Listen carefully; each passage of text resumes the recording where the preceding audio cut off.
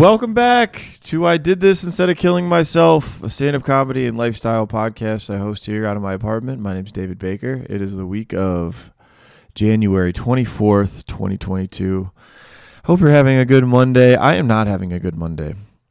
I am very depressed, very sad. This is not your people's problem. This is my problem, but the Packers lost on Saturday. And I don't know. If you know me, this is a team that I worshipped and loved. I guess I still do, but like, it's just heartbreaking. I mean, for you sports fans, it's hard for me to understand why sports fans can get so attached to a team and why they feel heartbreak when their team loses in a big game.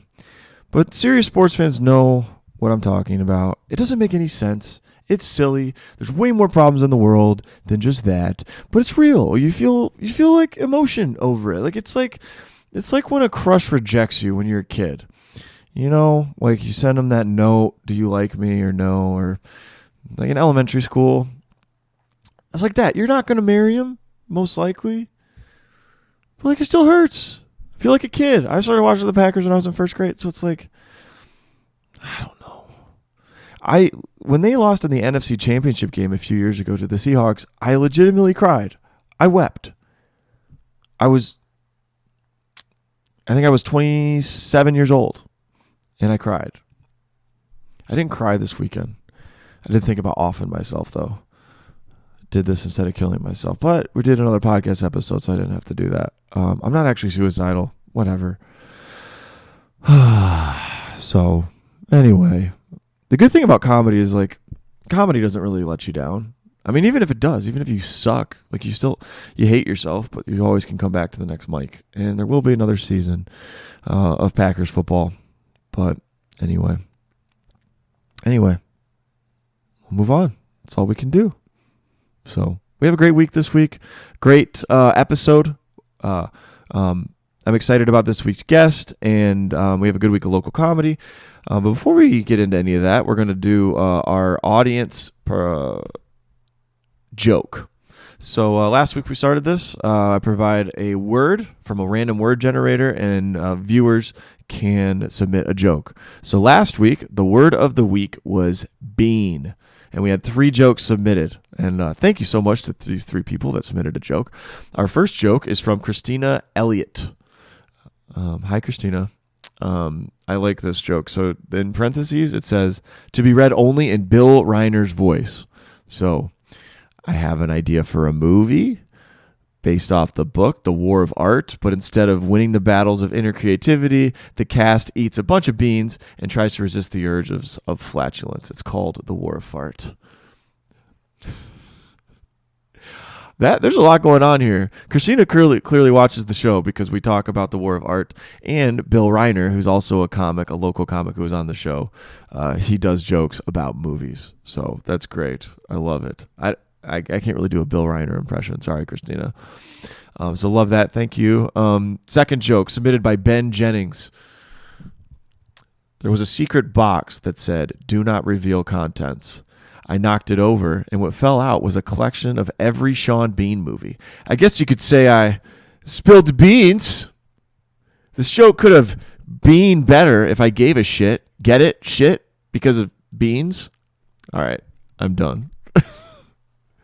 Ben Jennings, ladies and gentlemen. That's hilarious. I could picture Ben writing that, just being like, here's some. Also, I don't know Sean Bean. I need to look that up. But yeah, Ben's hilarious. Also, another great local comic we need to have on the show. And then the third joke was submitted by Scott F. Scott, dude, I'm so sorry I don't even know your last name, but Scott's awesome. Also a comic. Scott says, I'm part Irish, German, and Mexican. So you could call me a green bean, a beaner schnizzle, or an alcoholic. I like that one. Short, to the point. Yeah. I guess the alcoholic would be the Irish in him.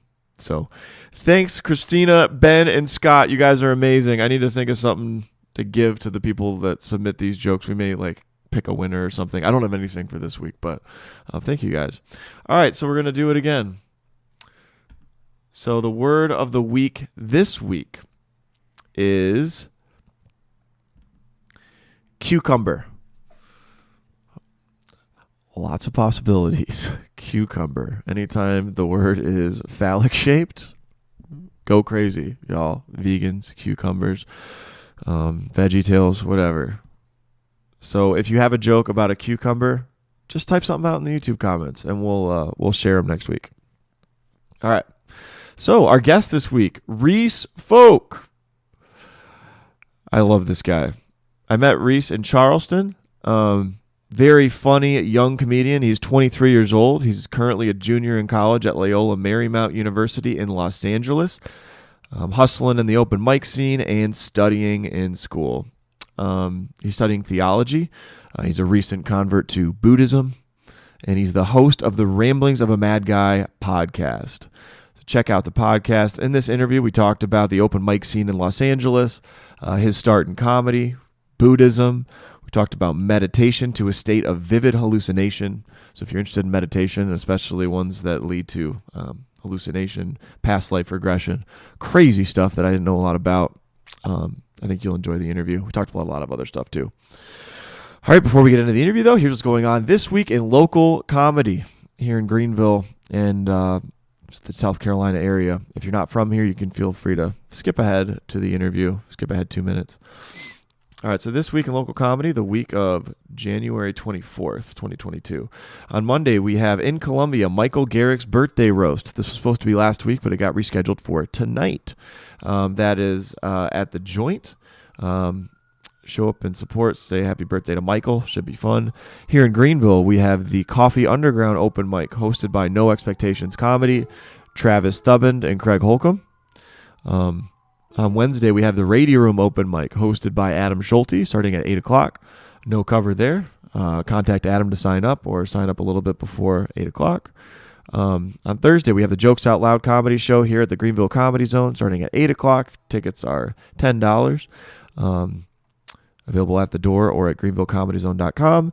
And this Friday through Sunday, our celebrity comedian, Arnez J, is going to be at the Greenville Comedy Zone. Arnez has hosted the BET comedy series Comic View. He also has a Netflix special, Racially Motivated.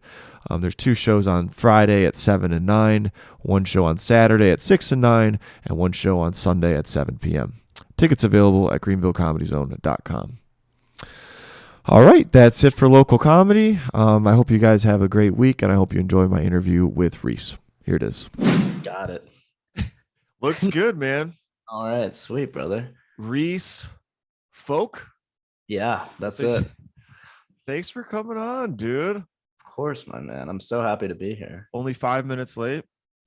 Yeah, am I 5 or am I 12 or am I 20? Who knows? It was a toss-up. No, you're good, dude. You're good. And you got the setup and the Modelo. I got this is the only setup you need right here is the Modelo, I think. Yeah. I could be doing this shit on like a AirPods mic. You wouldn't give a shit. What year in school are you? So I'm like a junior, but I'm also like an imminent dropout, like so any moment now it could be. You're gonna drop out? Well, it's just like I'm done with it. Like who needs it, right? Well, I think college is pretty overrated these days, actually. I do too. Well, the weird thing is I'm such a nerd. Like I'm such a gay nerd. Well, I won't. Let me. Are you gay? No, but and I didn't mean like no, but but I'm such a gay nerd that the only thing that I like about college is the learning.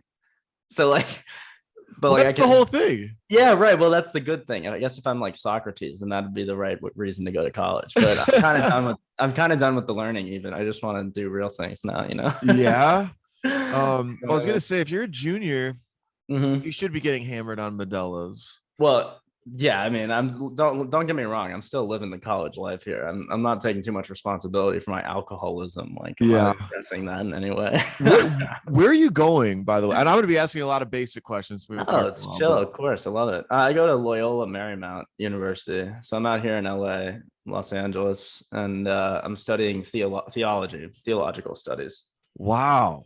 Yeah, Yeah. Right on. I remember you were into theology and philosophy from That's like right. a couple of conversations because we met in Charleston at the Purple Buffalo a while That's back. right. It's And been a while, man. Yeah, that's right. That was such a fun night. And I remember that was my first interaction with the Greenville gang, yeah, Greenville Mafia.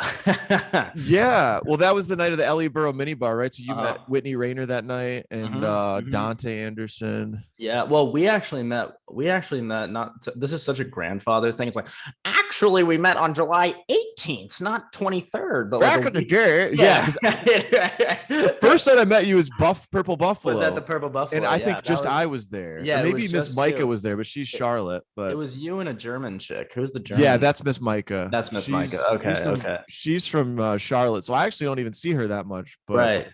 um, Right. So I met you, and then yeah, maybe like a couple weeks later, then it was you and Whitney, and was it Dante? Is that what oh you said? Yeah, and then I don't know if is he Greenville? Who's this guy? I love him on Instagram and stuff. Mailman drives a mail yeah, that's route.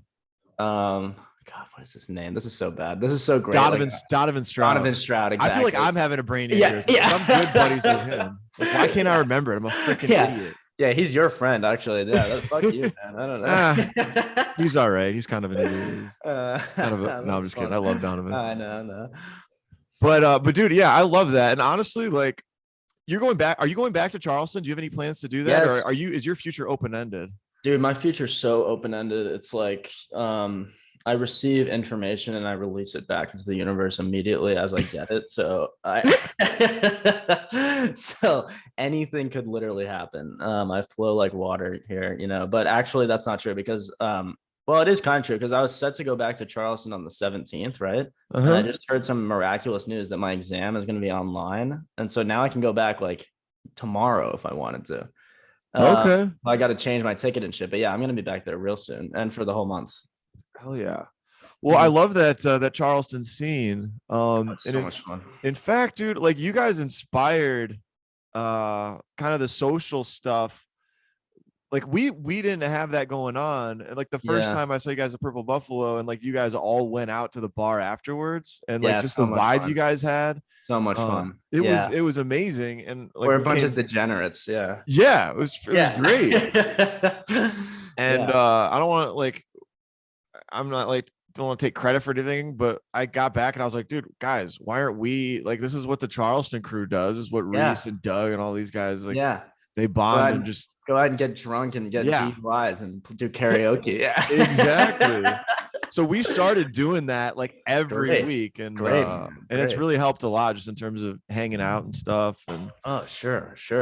Well, yeah. So Whitney's here now in LA. So I've been seeing her like randomly at these random mics throughout because we live both live on the west side, right? So whenever there's a mic that's even relatively close, I'm there because it's like it's so fucking far. This is the thing. I don't know if you wanted to talk about this. Maybe I'll let you get to this at your pace, but like the difference between like LA and Charleston, and I imagine Greenville as well, it's like there's some very sort of acute differences. So maybe I won't jump into that unless you want it. no, I do. I was gonna absolutely ask about this. I wanted to hear about your Yeah. interaction with Whitney and Yeah. So basically, like the deal is like so in Charleston, and my understanding is to Greenville as well. If you go to an open mic, it'll be you, maybe 6 or 7 comics, could be more or less, whatever.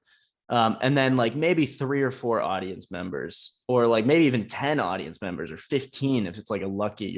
we get lucky sometimes, but yeah, Yeah. that's basically it. Yeah, that's basically the vibe. Okay, so in LA, and also it's free for you to do an open mic in Greenville or Charleston, right? Like, so in LA, it's $5 to $10 to do the open mic, right? On yourself. Okay. Not a single audience member, 15 to 20 stand-up comedians.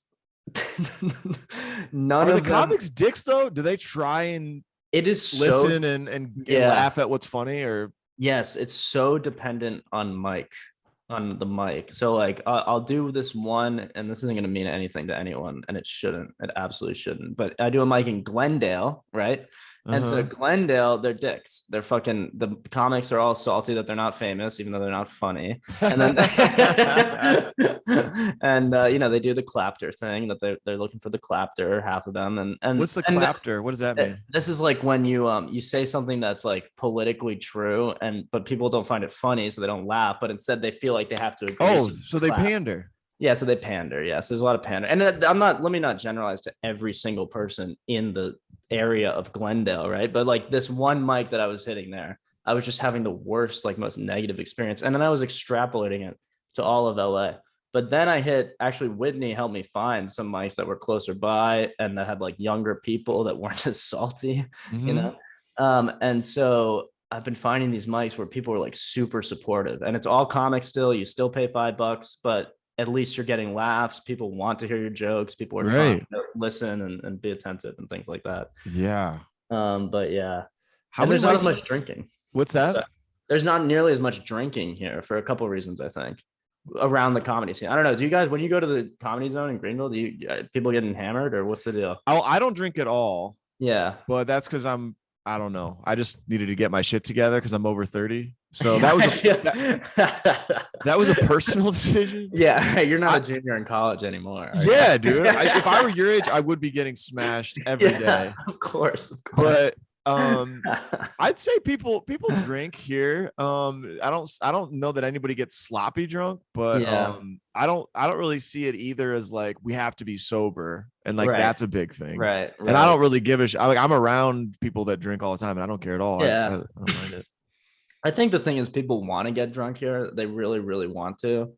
Um, but they don't have to because they can get so high. That's one reason. So you can smoke a joint on your drive home, you know, essentially in the cops. Okay.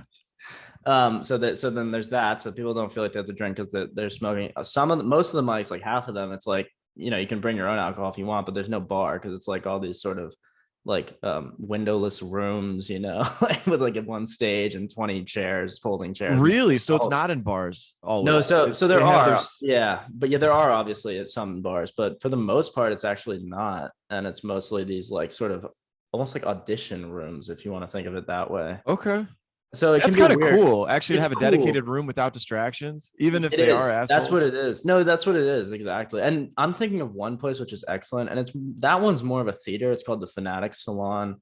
It's in like Culver City or whatever. Not that matters, but it's basically like a theater, but like a windowless room and no distractions. You're right. There's a guy that runs it. He's a nice guy. He's like dedicated to the sound and the lights, so he runs the lights and he plays music in between people coming up and down and shit. So it's like nice. And that's the most wholesome room as well. Like people want to laugh there. So I don't know. That thing is a total anomaly. I do that every Thursday. It's like, is that still mostly comics, or do they get audience members there too? It's by and large mostly comics, but like that's the only one where I've seen like 3 or 4 audience members like sort of trickle in, and that doesn't happen every week, but once in a while you'll get some randos, and that's the only one. Like that's the first time I've ever seen that.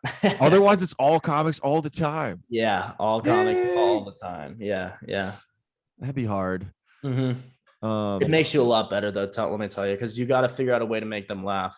So like, interesting. So like even in that shitty Glendale room, I like forced myself to do it for like 2 or 3 weeks, actually longer even, like twice a week, because every now and again I'd get like one little chuckle from like one of those comics that just really, really didn't want to laugh. And that's like worth killing in front of a bunch of drunk morons in Charleston. Is like that one laugh from the guy that did not want to laugh at you is way more valuable than 100 drunk morons, tourists. And that's a great point, dude. Yeah, because it's nice to play those rooms to give yourself, you know, a little confidence boost, and remember that.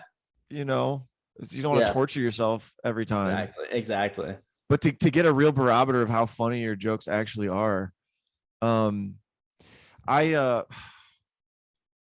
really like what you said there. So that one little, I mean, doing those rooms that are real tough, like if you could hone in on how it improved your writing, or like how did it improve like what you were trying to do? Like, absolutely. So I realized instantly all the horse shit. So like I used to do a lot of horse shit filler stuff in between my jokes, which I considered real jokes. Like I had real jokes that I thought that I would laugh at if I were watching a Comedy Central thing or something like that.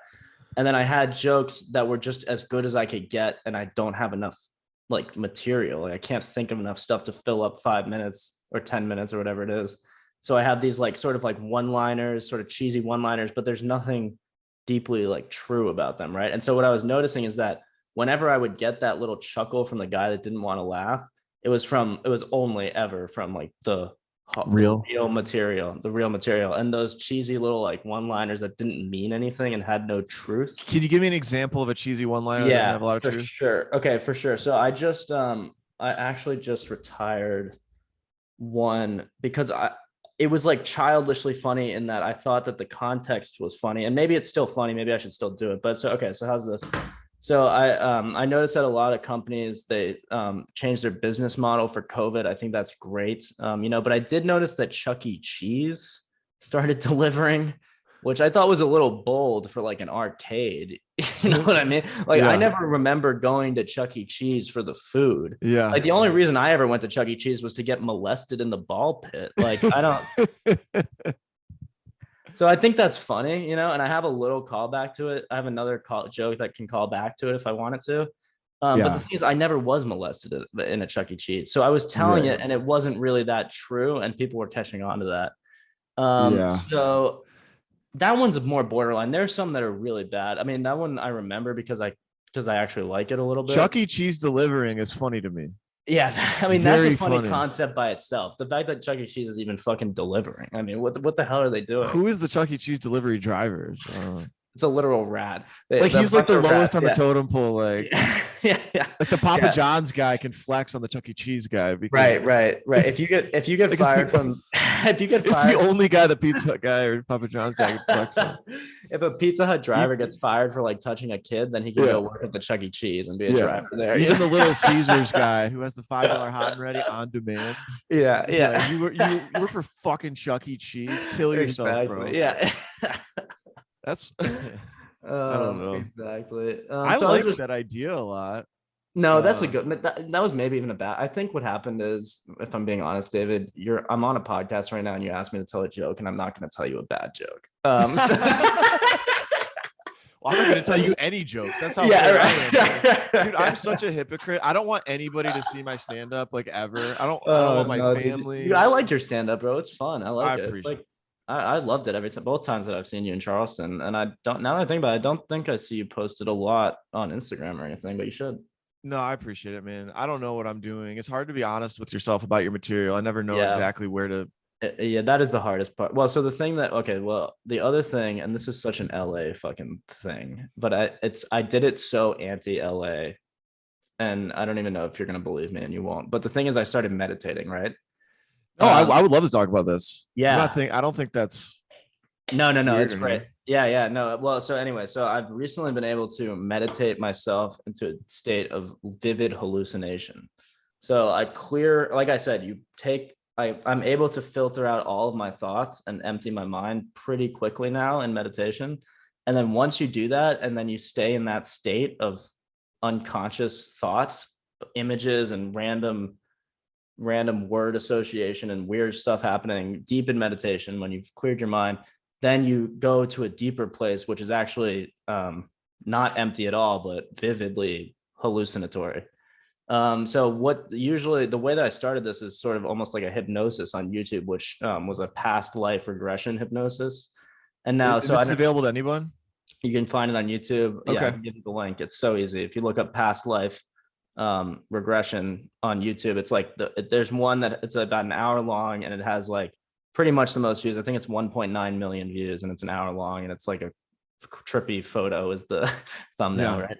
And so I did that once, and it was so vivid and so archetypal, the story that I found. I woke up as a guy named Rhaegar. I was a Welshman named Rhaegar, and I moved to London, and I moved. This is all in your mind? Yeah, and it appeared to me as a real memory, and now I remember it as a memory, as like I remember 12 weeks ago when I went to Chinatown in LA. I remember it feels real. It feels that similar to like a memory of your real life that I had in my real life. And so something I actually did this morning, which is the first time I ever done this. Well, so then I did the guided meditations, right?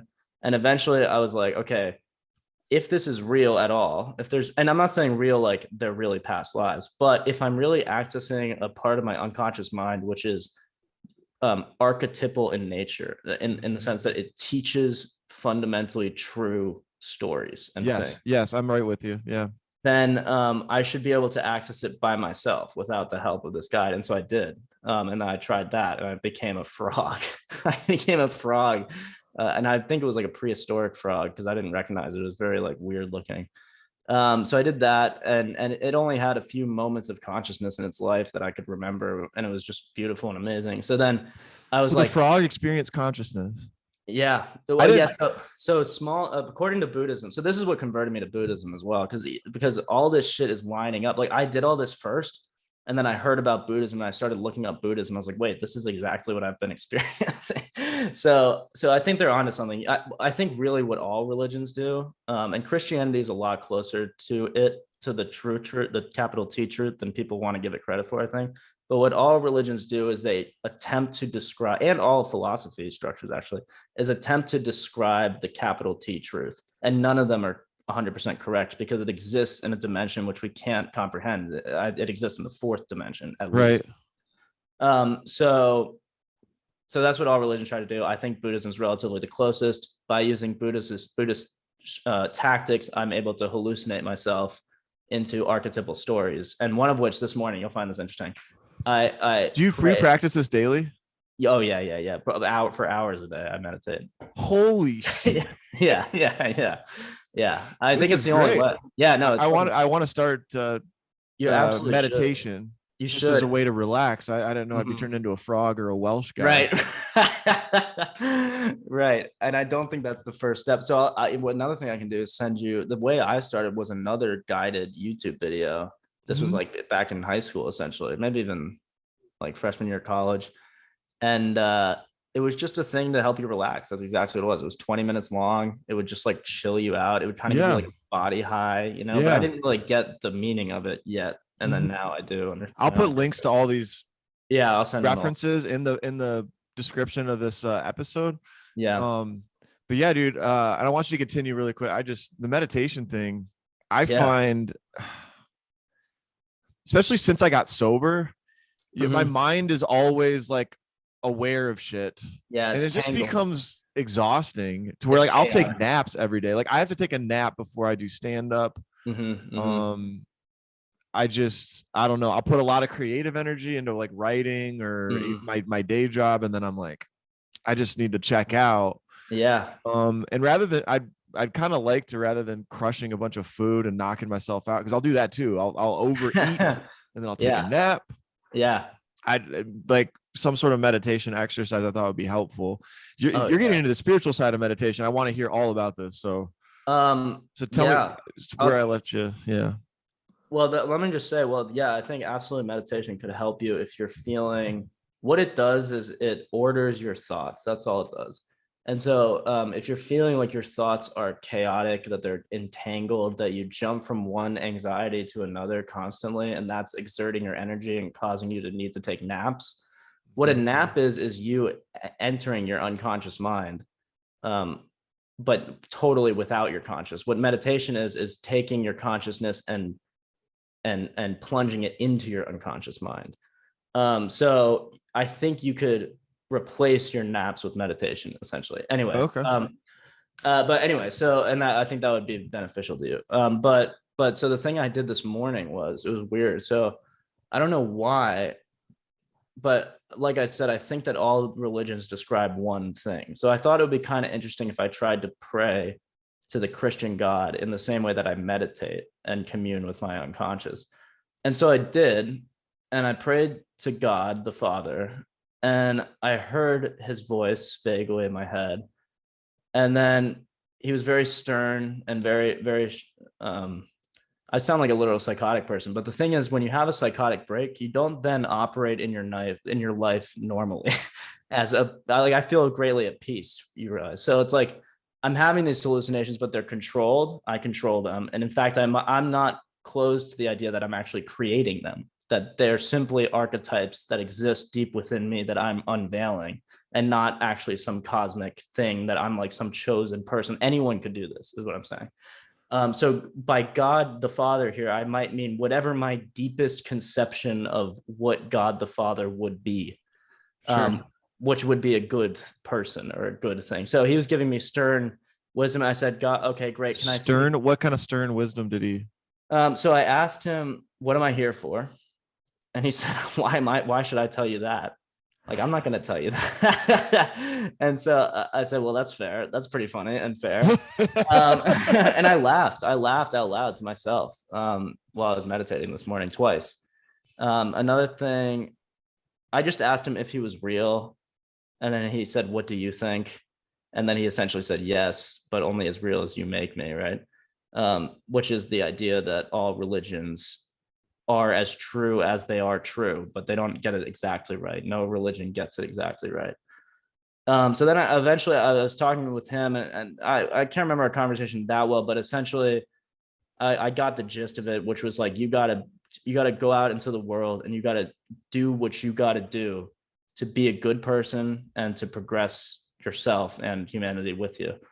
And so then I said, okay, that's great. Thank you, Father. May I speak to the Heavenly Mother, or you could think of her as the earth, the mother of the earth goddess. Yeah. The nature's You're depicted right. as a woman, right? Right. Whatever the womanly aspect of the universe is, because there's a feminine and a masculine aspect, I think, of the universe. And so the first being I was communing with was the masculine aspect of the universe, and the second was the feminine, right?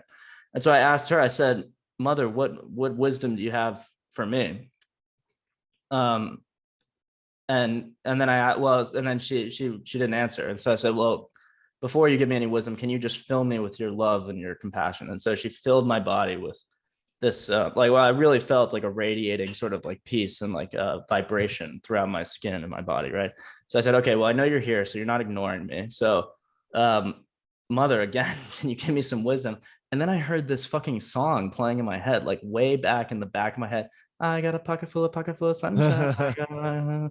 I'm like, what is this fucking song? Why am I listening? What is going on? I was so focused. I was so spiritual. Now I'm listening to this fucking Katy Perry bullshit. Like, what is going? What are you telling me? Why did you put this song in my head? And then the mother goddess, she laughed. She, I love this song. And then she started dancing, and I couldn't stop laughing. I could not stop laughing. I was like, of course, these beings are so ethereal that they're so that they embody everything in the universe, which includes humor, which includes like futility, which includes liking pop music, like Pocket Full of Fucking Sunshine. Like the Earth Goddess is like a poppy, she's like a pop queen or whatever. Yeah. Okay. So I took their lesson. I said, then I asked them both. I said, come together, please, both of you. What am I here for again? I know you can tell me this because I've thought about it now, and I think you can tell me. They said, you're here to expand this universe into our realm, which I believe means just expose these truths, which I'm learning to people who care to listen to them. You know, I'm not going to become a warlord. Your purpose is to come on the I Did This Instead of Killing Myself podcast. Yeah, exactly. Which break it down. Exactly. So all 20 people that. Exactly. All 20 of you motherfuckers can get enlightened along with me. Yeah, exactly. So yeah, and then I did a little more meditation and thought about that, and that's kind of the important message. I also communed with some of my ancestors, which was interesting. Before you get into that, well, I just wanted to comment on I would be frustrated with God the Father's and not surprised by his ambiguous answers. Yes. The why should I tell you that is kind of funny to me. Yeah, it's hilarious. It doesn't seem dissimilar to like if you think about, and I hate to make just a stand-up analogy, but if you think about as like a new comedian asking Bill Burr, what do you think? Like, what do you mean? Yeah. The fuck is that? That question your question doesn't even mean anything. Exactly. Just keep getting on stage and keep doing it. Like, be funny, right? Like, that's exactly right. That's I think that's an extremely apt comparison and a wise insight into the meaning of that. And you understand, not that either of us are very far into comedy, but you understand later how trivial some of the things you were thinking about were Yeah, absolutely. in And hindsight. are currently, that's the trippy thing too. Like I know that I'm also have to be better than I am now because I will be and I must be. So Right. so how but I care about them. I can't think of anything less trivial, but and yet I subsequently know that they are trivial. So that's also trippy in my head, but Yeah. But The other anyway, thing that I really thought was, I've wrestled with like my own faith of my upbringing, which is yeah. which pretty strict brand of Christianity, kind of Mm-hmm. Dutch Christian Reformed. Mm-hmm. And then we started to go to non-denominational churches, so you start to get the rock band worship, Yeah. but a lot of the judgmental dogmas of the religion are the same. Mm-hmm. And I was the type of kid that was very much self-hating whenever Yeah. I would sin against what I was being taught. So I Yeah. would just be so hard on myself, Yeah. and it kind of translated like every area of my life. Like I don't want to get a B. I never wanted to Yep. take a sip of alcohol. Wasn't Yep. going to touch Yep. a girl till I was married. Right. Uh, How'd that all work out for you? oh, I'm doing Don't Kill Myself podcast. So what are you Yeah. thinking? No. This. So anyway, I had this. That was my brand of Christianity, and Yeah. it still kind of was through my 20s. Uh-huh. But it was kind of like I had to compartmentalize. So I'd Mm-hmm. have seasons where I just ignore it completely and just Yeah. rage, and then I'd have Yeah. seasons where I'd come crawling back and being like, I'm Yeah. gonna be devout. But That's either right. way, it was never stable. That's right. And then Yeah. when I was starting to do creative thinking, and this is back to your point about the mother and that Katy Perry song and stuff that I thought Yeah. was cool, Yeah. is I found so much joy in comedy.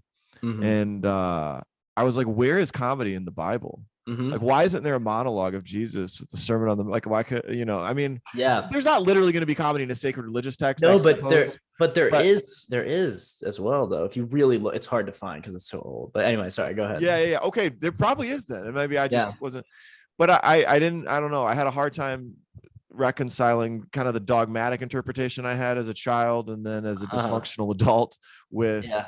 the joy and purpose I was finding in comedy. And not only that, people in my life that were close to me and really into and really part of my upbringing, like my parents and grandparents, I Yeah. sensed passive judgment from them Yeah, that's right. because I'm talking about things that are vulgar maybe, or Yeah. just, but Yeah. I'm just trying to like have fun with it and be creative.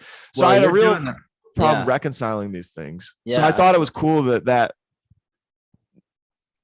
uh the That image of there's the mother or room. whatever like had some humor to her. Same with, Yeah. Well, but you'll like this then because after this sort of like almost transcendent feeling conversation I had with the mother and the father, I then tried to imagine communing with a council of my elders, like the most important ones. who would those And be? What do you mean by elders? so I would say people in my, if we're taking it from a Buddhist perspective, in my line of past lives, who are who are closest to enlightenment, say, because in the Buddhist perspective, you live all these lives and you build up either good karma or bad karma, and over the course of many lives, you may build up enough good karma to recognize that you can become enlightened, and then you exit the cycle of past lives and things, and you ascend to, I guess I would consider it the fourth dimension or something, and you aren't in that loop anymore. And the way that I've been, my intuition about it, although I have no proof for this, is that if you became enlightened, you would then be born again as a fourth dimensional being. And what would a fourth dimensional being be? Well, it would probably encompass everything in a third dimension. And so you would essentially be born a god, relative to a third dimension. But anyway, sorry, that's way, So that's okay. So you're yeah. born again as a, So if this, now I have to get into my theory of the mind and the whole no, universe. it's okay. It's okay. I just want to make sure I'm Yeah. tracking. Yeah. So For sure. you're if you're become enlightened, you're born again as something all encompass into the fourth dimension as something all encompassing of the third dimension, Yes. which means you're, the kingpin of this world. Yeah. And then you're just a player in the fourth dimension Yeah. and Yeah, amongst a exactly. community of Yeah. other Yeah. enlightened beings. Exactly. And then you could imagine the fifth dimension would be all those fourth dimensional beings. encompassed in one being in the fifth dimension. And so we can't imagine that because that's Are there dimensions ascending upwards indefinitely? Yeah, well, mathematically, and I don't know how accurate this is, we've worked out that there are hundreds upwards. And I don't know if we can work out that there are any below. Like you're talking the about first. in And they have physics? Not even physics, just straight numbers, mathematics. Mathematicians can do equations which predict the fourth dimension easily. That becomes quantum physics because we can do it actually quite sophisticatedly. And there are all sorts of weird things in quantum physics that you don't expect in the third dimension. This is why I have this feeling about a dimension that exists above us, which is ununderstandable, and yet, like, structurally. That's the fourth dimension? That would be the fourth dimension, yeah. And then mathematically, we can vaguely describe, we can say like, oh, well, this is what a circle would look like in the eighth dimension, but there's just absolutely no way to conceptualize that because we can't even conceptualize the fourth dimension. So imagine the eighth, like that's just not going to happen in a three-dimensional mind or brain that we have. So an enlightened person is still bound by their physical body? Yeah, they probably would be. So they would die a natural death at some point. They could do, although there's legends and there's stories of yogis who become, I guess you could call it, really enlightened. Like if I've been awakened, I would never consider myself like a Buddha or a Bodhisattva type character, right? But I clearly have an ability that most people don't have, which is to meditate very deeply and access a part of my unconscious, which people don't often access, right? So I consider myself somewhat either awakened or like maybe small e enlightened, but people that are really enlightened that go and live in the mountains for 10 years by themselves and say the same Om chant 10 million times in a row and don't eat for 10 weeks. There's accounts and you can go and see footprints of them doing extraordinary things. For instance, like one of them took a Hajj or a pilgrimage up a mountain to become enlightened, a Tibetan yogi. And he was walking up the mountain. And to this day, you can go and see the imprints in the solid stone that his feet made as when he came down, when he was already enlightened. So, and then another the one. The weight of his being was so great that it made. Yeah, the way that I picture it is that he's so connected to the fourth dimension that three-dimensional laws, such as like the fact that stone doesn't bend under the weight of a person, just sort of they pass him by, they flow around him, or whatever. He has some special interaction with the fourth dimension, which makes him that much more a part of it. And then these people that achieve that level of enlightenment, there's stories of them instead of dying. This is in Tibet, of them shrinking at the moment when they choose to die. That's another thing. The Dalai Lama chooses when he's going to die, and he chooses who he'll be reincarnated as. That's part of their tradition. So instead of dying, they shrink and shrink and shrink and then explode into a billion different colors. And that would be their enlightenment. That would be them being born again or dying in the third dimension and waking up in the fourth.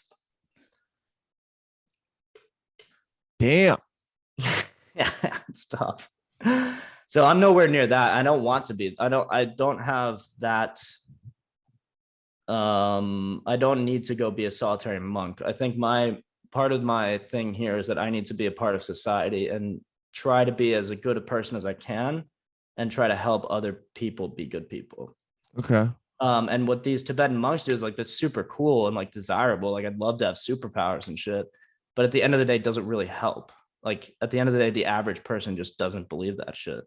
Yeah. And the average person just, they just won't do it. So one thing I think that comedy is good for is it takes the most serious subject. This is what Cicero said. I'm reading a book called How to Tell a Joke, written by fucking Cicero in like the year Cicero one. wrote a book about how to tell a joke. How to tell a joke. You should read it. I definitely will. It's it's most of it's like how to tell a fucking Greek pun. So it's like useless, like total horse shit, how to tell a pun in Latin. And you're like, all right, whatever. But like, then there's like 10 pages, which is really insightful. And one of the things that he said is comedy is so crucial for making an important point, because what happens when you're making a really, really serious point is that the tension of the room rises. And if you keep it serious and you keep pushing forward with your logic and your point, then the tension might get so high that people either tune out or it just breaks for them and they can't listen anymore. But if you insert like a true point of comedy, true humor in the middle of your tension point, then that entire tension resets. People laugh off all the tension. They go, oh my God, okay, he's making a good faith. This is still a laughable situation. Then that tension resets, but you're still at the point in the argument that you were before. So you can keep moving with the argument, but the tension of the situation is totally reset. Okay. So comedy is crucial for making a serious point as well. Or improving people's like educating people, or maybe getting them to be more enlightened, I guess. Sharing a worldview. Yeah. Interesting. Comedy, I wanted to ask you about the spiritual side of comedy. Because I think there's anytime a stand-up mic is about to happen, there's a random group of people and then there's a speaker. And for it to work, like we just think about most of the time the joke, the punchline, the delivery, and all of this, but there's something going on between the audience member and the speaker where there's like, when it's working really well, everybody's kind of in sync in this strange spiritual way. So I kind of wanted you to comment on that. Like I had my own thoughts about it, but I have a feeling your take is going to be a lot more sophisticated and robust. So no, I doubt it. I'd like to hear your thoughts about it too, because that's such a great point. I mean, that's such an important distinction to make, is that there's a difference between mechanically telling a joke and people laugh because they're supposed to, and like building a relationship with a specific audience. Like that's such a different feeling. Like we all know it as comics, and we know when we've done it and we know when we haven't done it. Yeah. It doesn't matter what your joke is. Nothing will work. Nothing will work. Even if it's like the best joke in the book, if you're like just a little depressed or you're a little like off that day and you don't want to connect with the audience, it won't work. It just won't fucking work. And I think that's the thing. What is the essence of comedy? I think it's truth. Like the funniest things ever are the truest things to the most people, I think. And we can talk about that. We can debate maybe the definition of comedy or what is the funniest thing ever, because wit is funny, but again, wit has to be true, I think, for it to be funny. So anyway, the one value that I distill comedy usually to is truth. Is it true?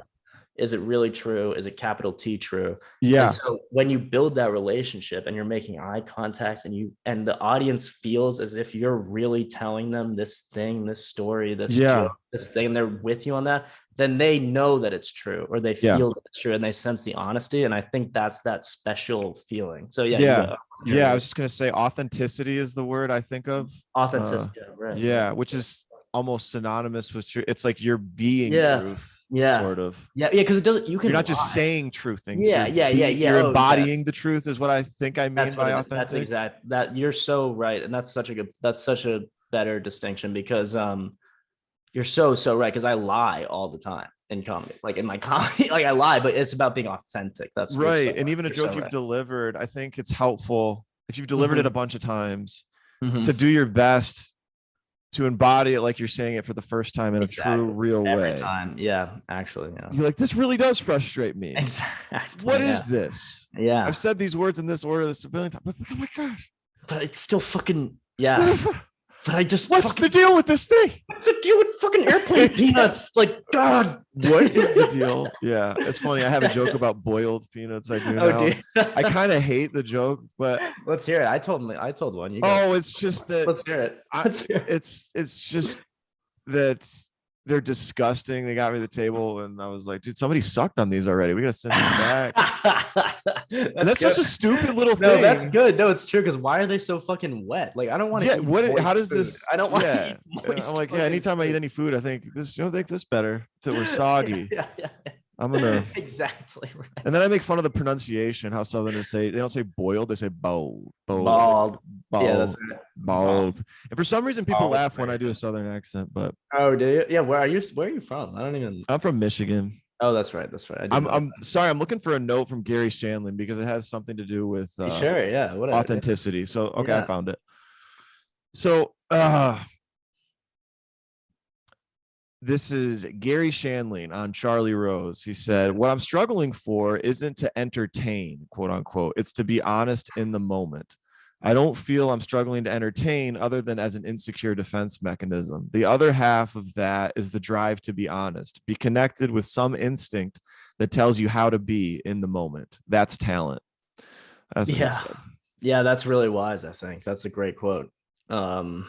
I never thought of Gary Shanley as like the wisest guy ever, but Yeah, do you know a lot of pretty... his stuff? He gets pretty profound. I bet he does. No, I'm not actually that. And he familiar died early of a terminal illness, which ups your credibility. That does up it. Yeah, I can't Is that wait. funny? Like, oh my God, this guy got cancer at 50. He must be a genius. Hilarious. I can't wait to it's get like he just got leukemia. He doesn't know anything. Right. This guy told me. Yeah, I'm talking here. I'm like a prophet. I'm gonna get hit by a bus tomorrow. No, dude. No, I think you're probably wiser than Gary. No, not even close. No, that's a really profound quote. I think that's absolutely true. Because yeah, that is if you're a really good comic, I think what you're struggling with is not to be famous or to entertain, but to actually find the truth. I think, yeah, that's like sort of that's the nature of it. Yeah. So that's kind of the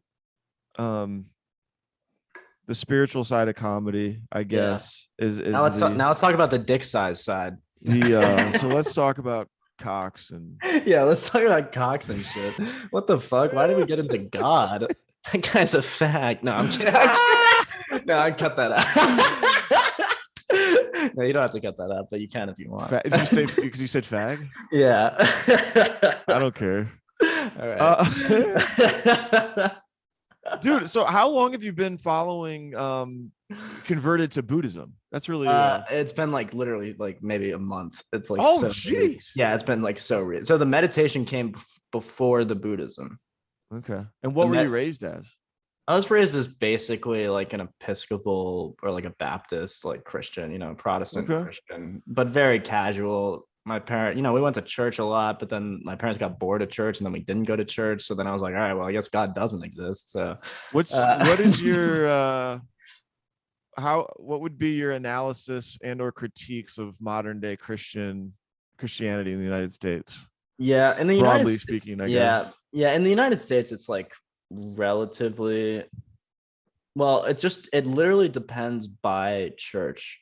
So obviously the Catholic Church is much more corruptible in the sense that it's more,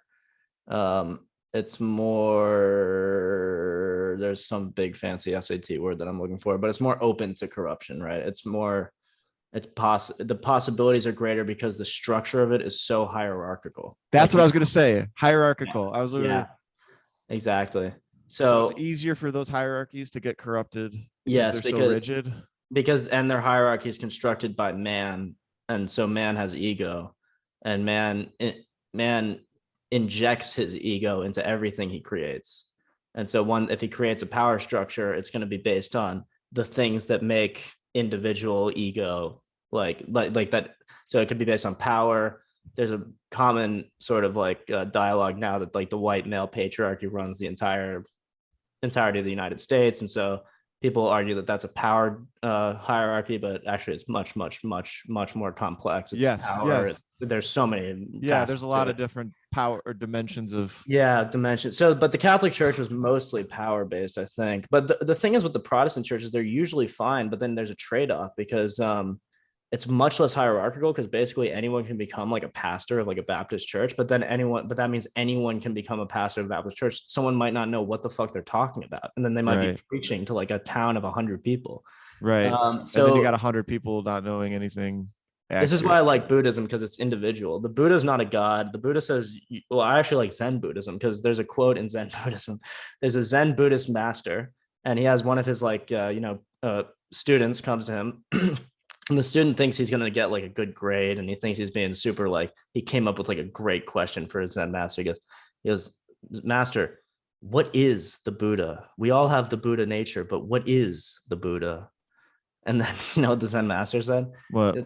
The Buddha's a piece of shit. He's a piece of toilet paper I wipe my ass with. What? And he's a Zen Buddhist. And of course, he doesn't, well, maybe not of course, but either he believes that or he doesn't, but it doesn't fucking matter, because the idea of Zen Buddhism is that it rejects all hierarchical, patriarchal structures. It rejects structure in general. So even if you have a master who you should respect and listen to, you shouldn't respect and listen to him because he's your master. You should respect and listen to him because you've meditated and you realize that he's meditated more than you and he has wisdom to teach you. Everything you do needs to come from within. And so I think churches don't emphasize that enough. And Yeah, that's what Jesus has a quote in the Bible. It's interesting. He says, why do you call me good, or something like that? Who is good but God the Father, or something, Yeah, which I thought was exactly. strange, because obviously Jesus would be good. Yeah, you'd think so. If he's But not, then who the the fuck is? guy called him that. It was like he was implying the hierarchical relationship, Mm-hmm. and maybe he's like trying to dissolve that. I don't even know Yeah. what verse I'm. No, but that's a good point. I mean, that's a very Jesus thing to say, you know. I mean, that's actually sort of like a Zen Buddhist thing to say. It's like, you know, I'm not good because I'm good.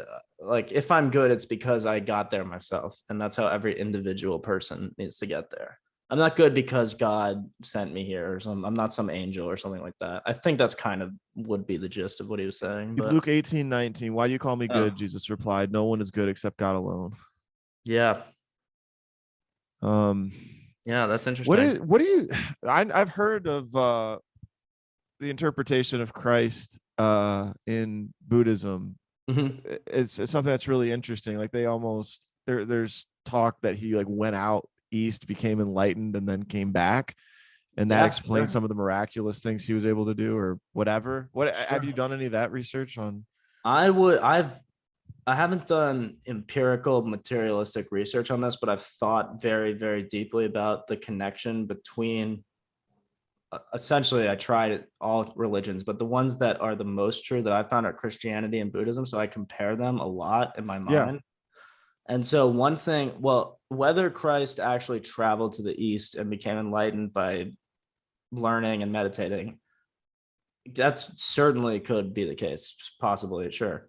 But I don't think it's that important. I think the point is that he meditated and became enlightened somehow by his own volition, or by, you could call it the plan of the Father or something. If you were a Christian, that's what you would say. Mm-hmm. Um, or if you were a Taoist, or a lot of sects of Buddhists, you would say that it was the Tao that this child was born, that he was I would consider him a reincarnation of the Buddha himself. You could easily, I mean, I think you could make that. Well, you couldn't make that argument because the Buddha was enlightened, so he actually wouldn't leave the reincarnation cycle. But he could be a reincarnate. He could be a bodhisattva. He could have become a Buddha, an enlightened one, when he turned 33, after he died, when he came back, and then he rose to heaven miraculously without Mm-hmm. dying again. So that's really a translation between Buddhism and Christianity, that Christ became enlightened and then he didn't die. He rose to heaven, which is kind of interesting. There's a lot of parallels between the words of Christ and the words of Buddha and their life stories. You know, they're both born to an auspicious princely line of rulers. They both sort of had easy lives growing up, and then in they imposed a harder life on themselves than they needed to have, Mm-hmm. and through that they found total spiritual enlightenment. And Jesus ended up joining his Father in heaven, and the Buddha ended up enlightening and living in nirvana, essentially. So Yeah, yeah. but the claims of Christianity that Jesus was a sacrifice for the sins of, Yeah, that's a that's a tough tricky one. doctrine to me sometimes, Yeah. because the sin thing is. The original sin thing is a tough one. And I guess how I would think of it in Buddhism is, man, what Buddhists say is that all desire and all attachment is what leads to suffering. And when we're born into this world, we're born with inherent desires and attachments. We have parents, we have family members, we have wants. We want to Physical make needs, everything. physical needs. We Does have our this material does body. what is considered an attachment in Buddhism? Is like the need to eat and drink water considered an attachment? I think in extreme, yes, absolutely. Absolutely. So yeah, so you can't become enlightened until you can forego your need to drink water and eat food. But that's why I think that's like you don't need to be capital E enlightened. And I don't think you're supposed to be, because not everyone can or will do that. Mm-hmm. I think the important thing is to be little lowercase e enlightened. Okay, so you have attachments, and everybody's born into attachments. So that would be a way to like. So you minimize them. You minimize them as much as you possibly can. So I love my mother. I love my girlfriend. I love my mother, but my whole family, my parents and my brothers and all that. And actually, I love everyone. I do. But there are people that I'm attached to. I'm not attached to everyone. But if these people died or left my life somehow, then that would really affect me deeply. And so that's an attachment I have that would keep me from nirvana. But that's also a trade-off I'm willing to make. I know this and I accept that consequence and I make it. I don't want to go to nirvana if it means that I don't get to have my family and my girlfriend and everything. Okay. So to the extent you can release your attachments, you're improving in your spiritual state, sort of. Yeah. I'd say that if you can minimize them to the lowest possible number, then you'll be a happy person, or you'll be happier. The lower the attachments are, the happier you'll be. So say you have 30 attachments and then you can somehow miraculously get yourself to 25 or 20, you'll be 33% happier. Well, you don't have to literally lose them. You just have to not be idolizing, holding them up. So exactly. Right? Yes, exactly. You don't have to feel like you can still operate freely. Yeah, you can have your job and you can have sort of like flings, and you can have like comedy is another attachment, huge attachment. I feel like comedy is an exercise in letting go as well. I think comedy is a way to really release attachments. One of my biggest attachments I've ever had was caring what other people think and approval seeking and really bad. In comedy, you just put yourself out there to fail. And when you try to purge yourself of a lot of that. Yeah. Exactly. The more free you are from attachments, the better you do. Yeah, that's exactly right. Yeah. So like, well, I better not be a spaz that's freaking out because I'm going to do badly. So I'm just going to say, fuck it. Yeah, exactly. And the extent that you can keep doing that, you can get better. Yeah. That's why I had this suspicion about the spirituality of stand-up. It's really weird. I don't like to get too much. Nah. It's comedy, but yeah, for me, I feel it because it's, I was so the other way my whole life. Yeah, right. So I don't know does that make sense? Totally. Oh my God, totally. I think there's such an implication in our society that like religion is serious and humor is non-religious. And it's just like, I don't think anybody in history would have agreed with that. I think we have forgot. So we killed God in the 1800s with Nietzsche. Yep. And over the next 150 years that proceeded, we forgot about what it actually meant to believe in God. And then we came up with like, oh, it's a fairy tale. Oh, it's like you'd have to be retarded to think there's like a big guy in the sky with a beard. And we forget the fact that these people didn't think of God as a big guy in the sky with a beard, even if that's what they called him. They thought of him as a way to live your life. And so we have a God-shaped hole in our heart. We killed God and we filled the hole with social media. So this is the society that we have, it's like, this is just where the fuck we're at, so it's depressing in a way, but I still have to find a way to love everyone because that's the ultimate teaching. So what do you think the way out is? Because like, if you just looked at the state of things today, like you just said, there's a God-shaped hole. We killed God with Nietzsche. Yeah. Even evangelicals today, I would make an argument that they're not. Yeah. They're very much the same as an atheist, like in terms of how they operate. Absolutely. Checking a box. I think a lot of I see it. I have a hard time going to church now because I feel like I look around and I see people that are dead inside. Oh yeah. Maybe I'm being judgmental, but no, you're so right. No, you're so right. There's so many Christians that have such hatred in their heart. Like there's no life in the religion that they profess. No, you're so right. Yeah, you're right. That's actually a really salient point that Nietzsche killed God even for Christians. Even it's like a consumerist kind of, I don't know. Yeah. He changed the whole name of the game. So well, the thing that I would say the way out, it's individual. But yeah, No one can help anyone else. No one can tell anyone else that they need to meditate and then they'll do it. Like the mm-hmm. only thing that I can ever do is tell my friends and people that listen to my podcast and your podcast and whatever, that like this is a way to find peace of mind, because I can attest to that. I feel that my thoughts are ordered, and I feel that my body is aligned, and I feel that my mind operates fluidly now, more so than even 2 weeks ago, and more so than even yesterday.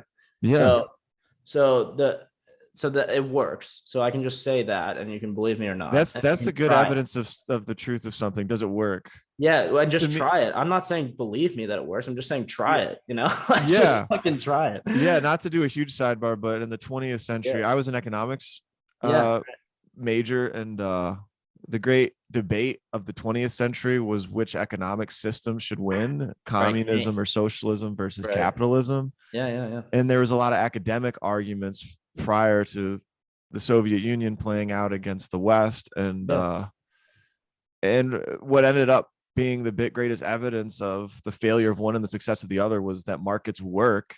Yeah, and socialism doesn't and hundreds work. of millions of people forget die. about the moral arguments, forget about no, it's you're right. So socialism can't calculate, it can't reconcile relative scarcity. Their prices don't mean anything. They can't provide, they can't feed people, so people are going to die. And socialism, like we were talking about, the deadly thing before that we were talking about is the hierarchy. And so and what a free market is a function of nature, because it's so chaotic and random that it almost simulates nature. Like we've almost created a natural phenomenon in a free market. And so it's so chaotic and so random that it has to basically be a natural thing. But what a communist or socialist structure is necessarily a top-down human-created structure, because it implies the fact that there is a person who can create a system which is fair for people. Yep. And I don't believe that. I mean, capitalism is decentralized. Yeah. I mean, so there's obviously problems with it. Like we have a long way to go in human history. Like we'll get to a better form of capitalism, but at least it's the right track. People are kind of dumb when they wear that. But I feel like the problems with capitalism, ironically, are regressions to socialism, to corrupt hierarchies. Usually. But anyway, now we're getting but the best evidence of the truth of something is that it works. So that would be evidence of the truth of your life, is that you have peace about the orderedness of your thoughts and your I literally look like my apartment's getting hotter for some reason. I think the air conditioning got turned off, so I'm turning into like this crazy madman. Are you okay, dude? You wanna like let me go turn on my AC real quick. Yeah, you're good, dude. We'll chill here for a second. No, I'm right over here. You keep talking if you want. No, you're good. How are you doing, Dustin? Good. Yeah. What's your editing like? How do you edit this? I edited on Adobe Premiere. Oh, nice. That's what I use. What's that? That's what I use too. What? Oh, you have your own podcast, dude. Yeah, it's fun. Mine is so random. It's just like it's usually just me. Rarely I'll have a guest, and I just like rant for a couple. I love it, dude. We'll definitely link it up in the description and stuff. And might as well. I'm gonna check it out for sure, dude. Right, you are one smart kid. I forgot how. Dude. Well, hey. I'm enjoying it. I appreciate it. Good. Yeah, I hope I've been a good guest. I don't know. No, dude, this is amazing. I'm way more interesting than all the other dumbasses I've had on. Good. Yeah, all these mailmen. No, I don't even. Yeah, Donovan Stroud. No, I'm kidding. I love that guy. Dude's an idiot. I'm just kidding. No, I love everybody. Everybody's stories are great. It's great. I know. I just. I was just gonna say that was one of the biggest things that caused me to doubt at least my interpretation of the religion I was brought up on, because what's that? I'm happier now. And I have things that I'd like to improve when it comes to like the meditation and getting more consistent with that piece, but I'm so much happier now, and I can't explain it, because I'm technically I would be doing some things that are not, that my folks that and aren't grandparents do. dogma, that aren't Yeah. dogmatic, but there's no Yeah. dogma. The truth does not have dogma. It doesn't exist. Dogma is a human construction. It's totally false, so Yeah. you should never feel bad about jerking off, for instance, like Yeah. fuck that, or like having sex before marriage, or whatever the things are that you're doing that aren't, Mm-hmm. you can't feel bad about it because you're doing so many things that are so aligned with the truth. For instance, not drinking. Like, this is another thing. Like, I still drink and smoke and have sex and all this shit. And it's like, I feel at peace with those things. Like, I don't feel like an alcoholic or whatever, but who's to say? Like, maybe the capital Yeah. T truth is I'm an alcoholic. Like, who knows? But so I'm kind of just going with it now. But anyway, sorry. Yeah. But I'm saying it's a good thing that you do a lot of things that are better than what I do. Like, that you do a lot of things more truthfully, I think, than I do. What is the more truthfully? Yeah. Interesting. So you think not abstaining from alcohol is a more truthful way to live than? Well, it's more so what my view of what drugs and alcohol do is they alter your conscious state, right? Mm-hmm. But in altering your conscious state, they obfuscate your unconscious state. In other words, they make it more difficult. For instance, when you get drunk and you get high, if you go to sleep, you won't dream. You don't have dreams I mean, maybe you do, I don't know, but I've heard I don't, and I know that other people don't. Do you remember ever having dreams when you like drink a bunch and you go to sleep? No, not Yeah, really. it's usually a blackout state. And I think this is because your conscious mind becomes so confused and like active because there's this drug that's helping it along. Right. And then it doesn't let you work out your problems unconsciously in like a Freudian way. So yeah, I think it's better to never obfuscate your unconscious mind. What I'm doing now, though, when I drink and I smoke, is that I still try to focus on my unconscious mind through that. In a sense, I'm training it to be allowed to be drunk. So, like, is that good? I don't know. But I gotcha. But anyway. Plus, you're 20. And I'm 22, so I'm not exactly done with my life yet, like you are. No. I'm kidding. This conversation is over. I'm so kidding. I'm just kidding. No. You got such a bright future, my man. I am very, very aware of my age, dude. You're so not old too. This is hilarious. Like in 10 years, you're gonna be like, this is so cringy that I said I was old now, No. Well, yeah. It's always relative, I guess. Yeah. But that's the other thing. Like, I'm only like objectively aware of my age. Mm-hmm. It's not a source of constant anxiety. Good. Yeah, it shouldn't be. There's no reason for it to be. Whereas 2 years ago, it was like weird. Like pre-pandemic, I looked at things totally differently. Yeah. In terms of like feeling like there's a clock going and ticking that I need to be married. Yeah, right.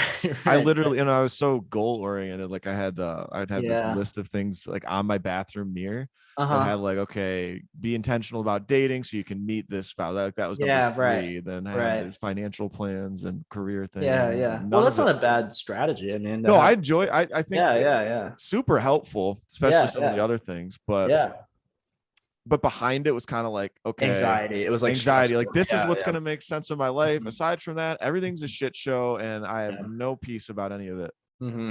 Only you can make sense of your life. Your life will always be a shit show externally, and the only thing you can control is the inside. So the only way to have any control of your life is to have control of the inside of you. So you'll never have control of the outside. That's just not going to happen. No one ever will. Because unless you can control the weather and cancer and shit like that, and the bus hitting you when you're crossing the street, like there's nothing you can control outside. So if you want control, that's something you desire. It definitionally, I think, must come from within. And I don't know a better way to do it than meditation. I mean, I think also like acid helps. Yeah. I think sometimes psychedelics can aid you along in that, but you got to be in the right mind. You got to make sure you're in the right mindset for that as well. Yeah. But yeah, and I think as simple like losing attachments we talked about, like and maybe divorce, losing them involuntarily, like something happens where your reputation gets trashed. Absolutely. And that was like the most important thing to you. You're like, well, now I don't have that.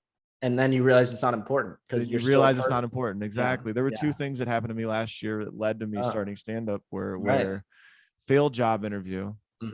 And my mind went a bunch of different directions where I was like, well, not only did I not get this job, but people are talking about how I did in the interview to where I created this whole thing, and it could have been true. Yeah. It could have not been true. I don't know. Yeah. But it was Which like it my probably wasn't, reputation. by the way, which was almost definitely not true. But anyway, Well, yeah. who knows? You don't know how bad I But, did in the interview. yeah, But right. but Fair then, enough. Fair you enough.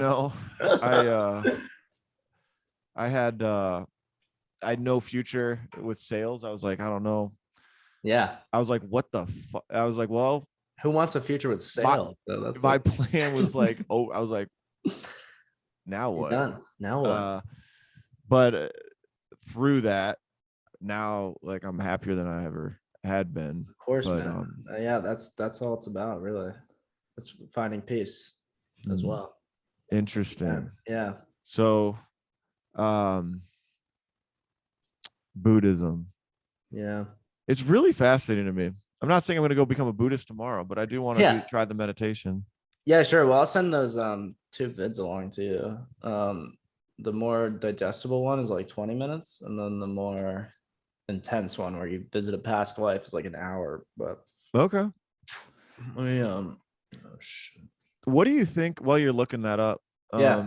I was listening to Jordan Peterson on a pretty recent podcast Yeah. interview. Are you a fan of his? Oh, huge fan. That guy speaks the truth on many levels. Okay.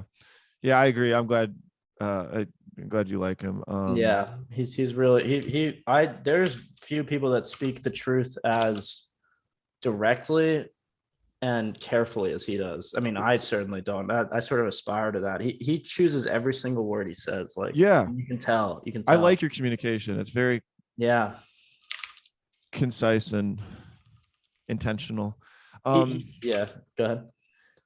So he made a point. I hope I say this right, but he said it was a recent one. He was talking about podcasting and how I won't go into the podcasting point, but just generally how so much information is accessible to so many people at such a greater rate now than even 10 years ago or 20 years ago, especially. Yeah, for sure. And like he can't even calculate the impact that will have. Like these old institutions like network media and just the way we used to consume information are falling apart so rapidly. The people at these institutions aren't even aware of how irrelevant they are for people under 30. Yeah. And like, I don't know. I guess I just wanted to ask you what you think about that, like where we're headed when it comes to information. Because it seems like people are going to be like at a baseline level of awareness that's so much higher. Like, even though we are like filling the void with social media, we're also getting smarter by consuming so much stuff so much faster. And because so many of our basic needs are met, at least in the West, people aren't starving. People have a lot of free time. Yeah. We're not spending time with just menial tasks. Absolutely. So what is the impact of that exponential growth of knowledge and awareness and consuming of information? Yeah. Oh, it's beautiful. It's chaotic, but it's also raising the bar of awareness, I kind of think. Oh, you're absolutely right. I have a very optimistic view. I think that the human, if not human beings per se, then consciousness will exist until the heat death of the universe, if we do our job right. But anyway, so in other words, I have an extremely optimistic view of our future, of our near future, of our medium future, say in the next 500 years, and of our extreme far future. So how I'll put this in terms of like the internet and the sort of call it the democratization of information, say, if that's a fair enough way to put it. Exactly. Yeah. It's like the same effect that we had in the Enlightenment. Like the Enlightenment didn't follow too far after the invention of the printing press, if I remember correctly. And my understanding of this is that, obviously like the Enlightenment thinkers might have been some princes and whatever the fuck. But what the printing press did is it allowed normal fucking people to read books and become smarter. And then what that did, it allowed normal fucking people to appreciate the actual intellects of their society and learn things from them. And so what the internet did, it allowed normal fucking people to get an Ivy League education on YouTube.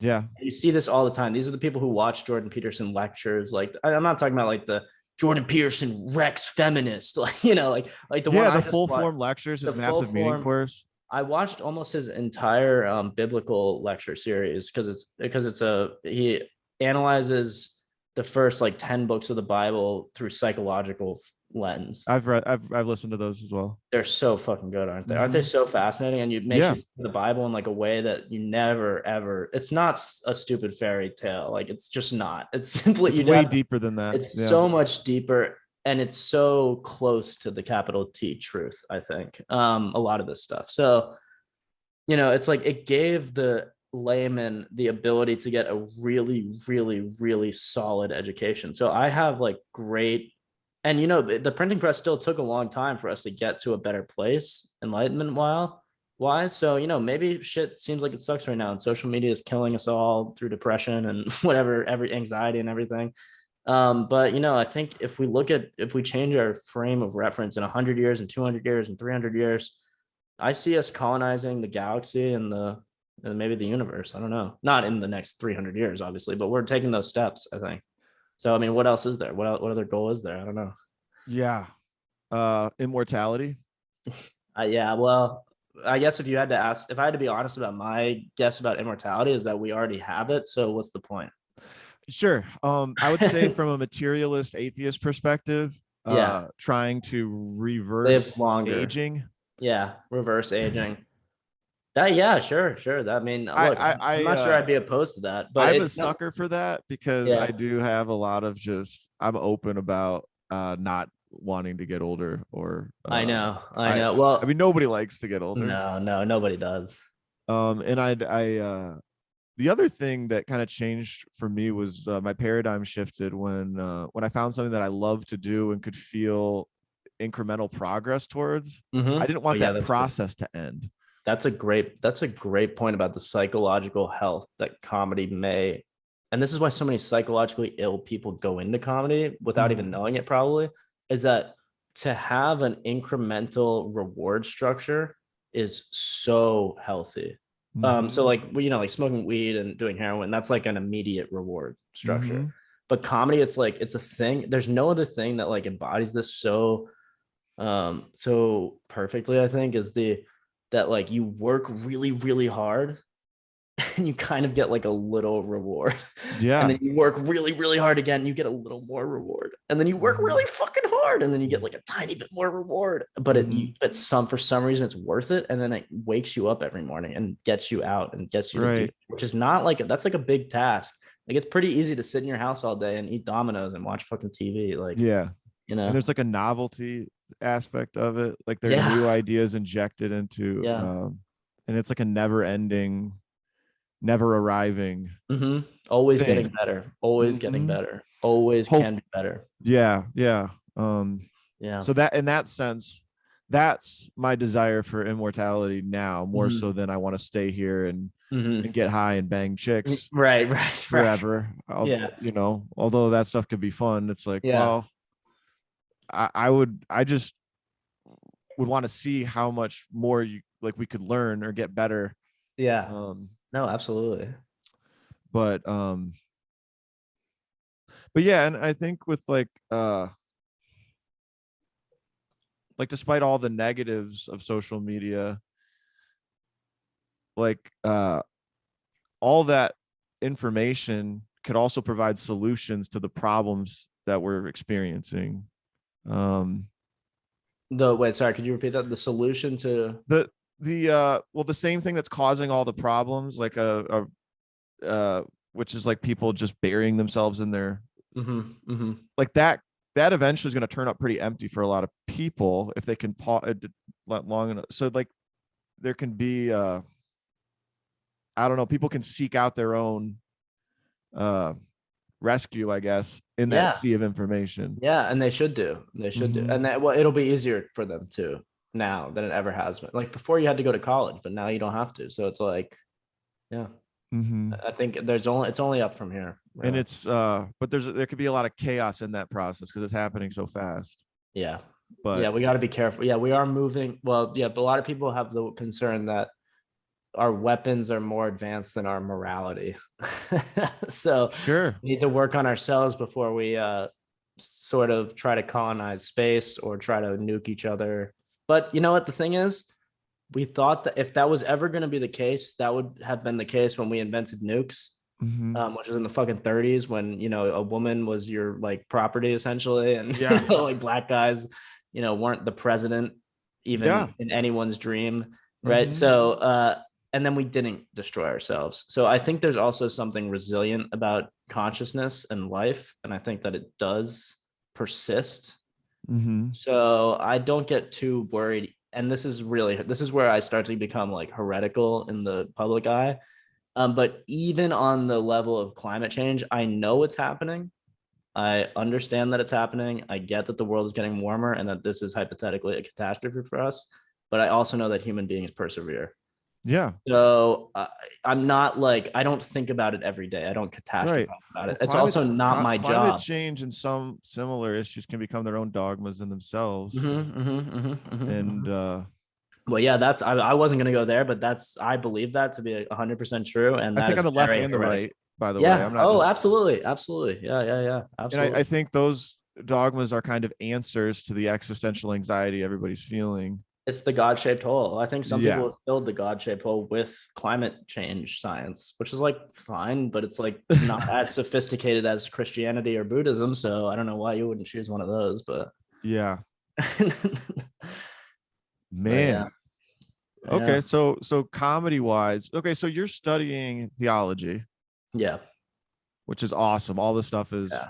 in your brain right It now. And I clicked. Yeah, appreciate you yeah, sharing it because a lot of yeah, this stuff I don't think about very often. yeah. Good. Well, hey, I What appreciate it. what do you want to do? What do you want to with your career? I just want to do comedy, man. That's all I want to do. Really? Yeah, Okay. that's basically it. I mean, look, I have options which I'd prefer not to exercise, but like I could potentially become like some kind of shitty intern at some LA production company and then become a production assistant, then become a secretary, then become a manager, then become a CEO. And that entire path, I'll just be getting coffee for someone. That's like the whole job, all the way up to fucking like CEO of the company, is you're just getting coffee for the person ahead of you. Right. So there's that pathway that exists in my view, which I will go after in the background of comedy after I graduate. Sure. That'll be like the thing that lends me normalcy, I So you'll suppose. be working. Yeah, you need that, I think. Yeah, yeah, for sure, for In sure. your 20s especially. Yeah, yeah, It's worth it to pick something. yeah, yeah. I think so. I mean, it's like the thing is like it is a career path, so it's like it's slightly better than picking a Starbucks, but in my mind, it's no better than picking a Starbucks. Like it's Yeah, and that's yeah, okay. yeah, right, exactly, right. Um Despite all the dysfunction I had, I'm so happy that I did have the career that I have Oh, sure, because yeah. I'm in a place now where I have freedom financially and just the nature of Yeah. my job has a lot of freedom to Hmm. explore this stuff Right, right, right. as clumsily as I'm doing it. But Yeah. you know the um how would you like if you could have like fast forward and let's say you've achieved Uh-huh. your goal of being able to do comedy full time, how would you spend your waking hours? I'm assuming meditation be a part of it, but Yeah. how would you I'd spend your like day? I want the whole shebang, like probably the same thing you wanted when you were 22 or whatever, is like, I'd love to have a little family and a kid, and like I imagine I'd take care of the kid if I'm doing comedy at Mm-hmm. night. I'd probably hang out with it in the day if it wasn't at school and shit. Hang But out with it. hang out with I it. like calling it it. Yeah, yeah. Hang out with the little fucker. My little Furby. Feed it applesauce and shit. Oh no, I don't know. But yeah, what would I do? I'd play video games, I'd write, I'd do basically what I do now. What kind of writing do you do? I mean, you do Uh, comedic writing. You also do other mhm. forms of writing. Yeah, so I'm actually working on I like really hesitate to call it a novel because it has no structure right now, but I essentially have created, or like I think about often, a universe in which human beings in the year 2021 or whatever um invent a mathematics, one specific human being, my main character, invents a mathematical equation which allows us to surpass the speed of light, right? Okay. And then what this does is, after he discovers this, he immediately gets teleported to the galactic headquarters at the center of the Milky Way and the black hole. And then he finds out that, yes, he is indeed the smartest person on planet Earth. But he's just about the dumbest person in the entire universe because humans figured this out a long fucking time ago, and planet Earth is essentially like a race of retards. That who figured it out a long time? Everybody else did in the universe. So this is just essentially like a science experiment. Planet Earth is a science experiment of like what would Neanderthals look like, and then planet Earth is like the short bus of the universe. The short bus of the universe, exactly. Yeah. So I work on that every now and again. If I have a writing urge, then I would go in there. How many pages are you? Right now, I'm only like 30, 35 pages in. It could be a lot longer. It could be like 150 or so, or 200. I don't know. Okay. Yeah. The beauty of that is you could, you could self-publish it now. Yeah, it'd be fun. I mean, maybe I always kind of thought of it as like a thing that I'll finish in like 10 years, but maybe I'll just do it. I don't know. Mm-hmm. But yeah. So comedy wise, where are you at with comedy right now? I mean, you've been doing it. How long are you? Like 2 years? We're about at the 1 year point, if you believe it. Just 1 year. Yeah. Oh my goodness. Because I started last year around this time, around December, in Charleston. And I had done it like once before, like a whole year before that. And then I didn't do it for a whole year. And then I tried it. And so I consider my official start like about a year ago. And how many mics are you doing a week now? I do about 3 or 4 a week. Nice. I try to get 4.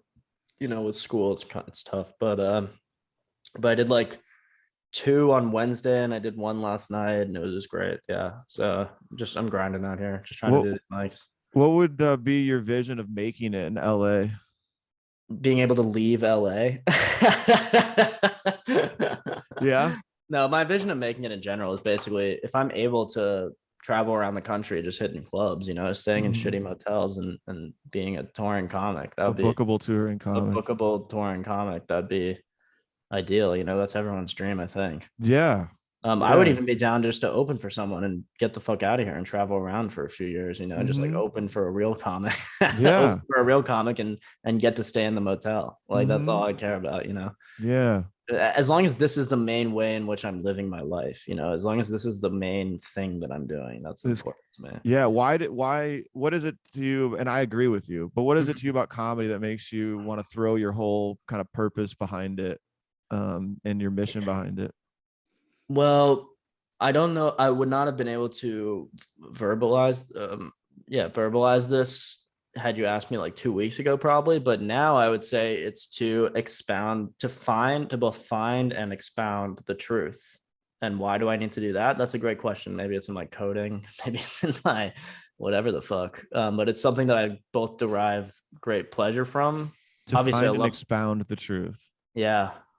And so I love to get a laugh and I love to hang out I love for my job to be hanging out at a bar and like drinking all the time. Like that sounds pretty great. So there are other reasons, like there are more materialistic reasons. No. I want the juicy reasons. Yeah. Right. I mean, but those are still reasons and they still contribute to the full on, the whole totality of why I want to do it. But I think the juiciest, like the most soulful thing I can say is like, I really do have an attraction to the truth and it really, it gets me going. I love it. Yeah. It's interesting too when you think about how comedy finds and expounds the truth. It seems like the laugh trigger is maybe at the recognition of the truthfulness of the statement. Yeah, absolutely. Where it wasn't initially apparent. So you're like, absolutely light bulb and then you laugh. Yeah. So maybe when somebody wouldn't laugh, maybe what you said was too self-evident. They're like, oh, I knew that. Yeah, it's either too self-evident or not true. So it's like, and you don't know what it is intuitively when you say it. So it's like hard. Right. It's like a puzzle. You might think that, or maybe you're wrong, or maybe they just don't like you. So they're rejecting the authenticity of you, or just you as a. Yeah, exactly. Which is it's really interesting. So have you? And I have a reason I'm asking this, and I'll get to that after. But have you seen any comedy at like the big clubs, like the like where the regular comics go in LA, like the comedy store, improv, that kind of all those where there's like regular working comedians who are maybe not super famous, but like in the thick of their comedy careers. So I'll say no, I haven't, maybe to my discredit, but I don't really know. I haven't like really investigated even going to those places because I heard that over COVID, a lot of them stopped their open mics. So there's nothing like sort of material for me to do there, but I think it would be beneficial to go and just watch those guys because they're obviously better than what I'm witnessing. Well, But yeah, that's I so I haven't. just got back from New York. Yeah, I went there Sunday and I got back Wednesday morning. yeah. And I was just going there because Joe List was taping his special. I don't know if you're a fan of. Right. I saw you on Instagram. I love Joe List, by the way. I saw his special on YouTube or whatever. I The Hate last, Myself. yeah. That's Yeah. so funny. So funny. So that was sick. I saw you got a picture with him. Oh And yeah, dude. yeah, that's so, It yeah. probably Nice. looks cooler than what it was. I only got it was 2 seconds. I didn't want to bother him, and I didn't talk Yeah. to him at all. I would have Right. loved to, but it wasn't really the Yeah. time or place. But Yeah. I went there because I really like Joe List, but because I had a few days there, I went to as many shows as I could that were like professional. Yeah. Good. So Good. I went to one of the New York Comedy Club on a Friday, or excuse me, Sunday at 5 o'clock, and then I went to one at Gotham a few hours later at Nice. 8 o'clock, Yeah. That's and a then big on one. Monday, Comedy Cellar. Mhm. It was New Joke Night. Nice. Um, where it was one of the upstairs rooms there. I don't know if you've ever been to New York Comedy I Club. used to live actually right next to the comedy center cellar. So I used Did to you hang go there? out. Have you gone there before? I never went because I was too young. I didn't have a fake, but I know what it looked. I know the Oh, you outside. know, okay, Yeah, gotcha. I know the layout more or less, but yeah. Yep. So, and then I saw Joe List special taping, and Nice. it was really strange to me and kind of encouraging because the first show on that Sunday at like 5 o'clock, um, it was a small room and there's probably about 12 audience members, and I was sitting in the back, and there was a rotation of probably 8 comics that went on. And I think they all did like 7 to 10 minutes, Yeah. and it was very, very clunky. The opening to the show, the host was kind of bombing. Really? For the special taping? No. Oh, okay. I see, I This see. was This is Sunday at new five joke. o'clock. Okay, Sunday. Okay, got you. So I mean, I had this impression of like New York comics being obviously way more skilled, way more experienced, Yeah. just another universe away from anything we've ever seen in stand up in a year and a Yeah, half of what we've yeah. done. But there was something like fundamental about stand up that is universal for everyone, and that the audience is not going to automatically just be on board with No. everything out of the gate. And every single comment, no matter how long you've been doing it, has to like get it going. Uh-huh. And it was just helpful for me to see comics. I'm not saying they bombed, but Yeah, no. You're right though. It is nice to see better comics do worse than you. not Like worse than me. I bomb all the time. I just no, but if they bomb, like at your best, you've done better than this better comic did at their worst. So at least you know that there's like a crossover. There's like a pathway.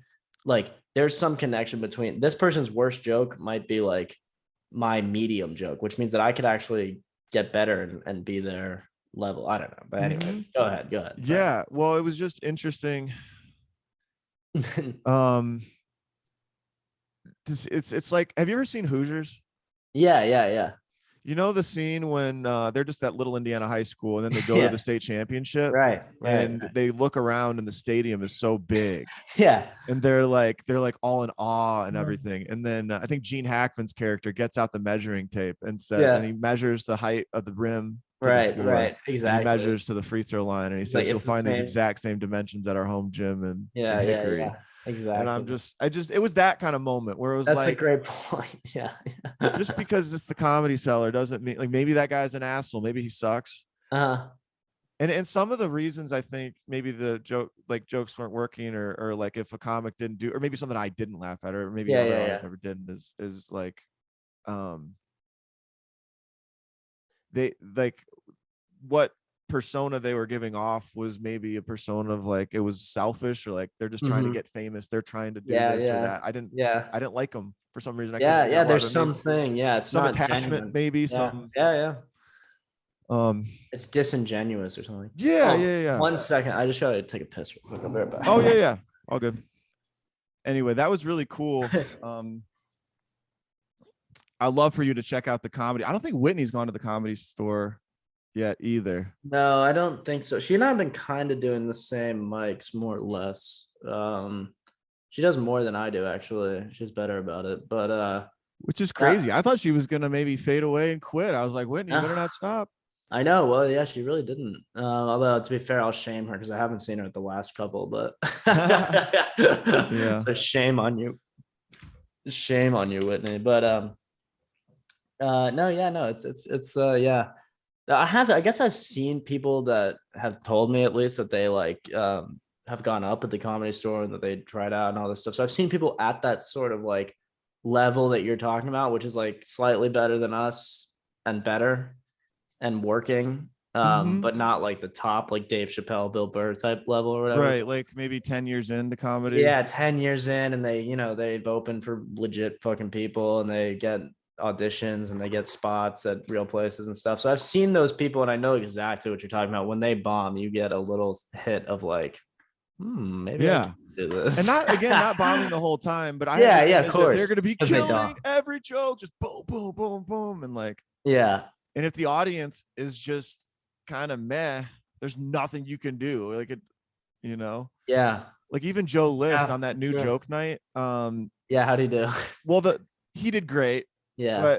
but it was funny. Okay, so first of all, I was sitting at the table with my friend Maddie, who lives in New York, and we were just waiting. And Yeah. the host went on, and same thing on this Monday night. The host was kind of, I don't know what he was doing, and I don't know if that was his style, but it was kind of awkward. Like he wasn't really, he didn't have the whole room, in my opinion, like not really ready for the first comic to go up. But anyway, so Joe walks in and I'm like, oh my God, he's like standing right there. And I was like, dude, Yeah. Joe List is about to go Yeah. up. That's sick. And the host said, all right, give it up for Joe List.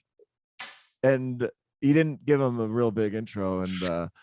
And Joe went up there. He's like, all right, didn't really do a great job of selling me there. And then nobody laughed when he said that.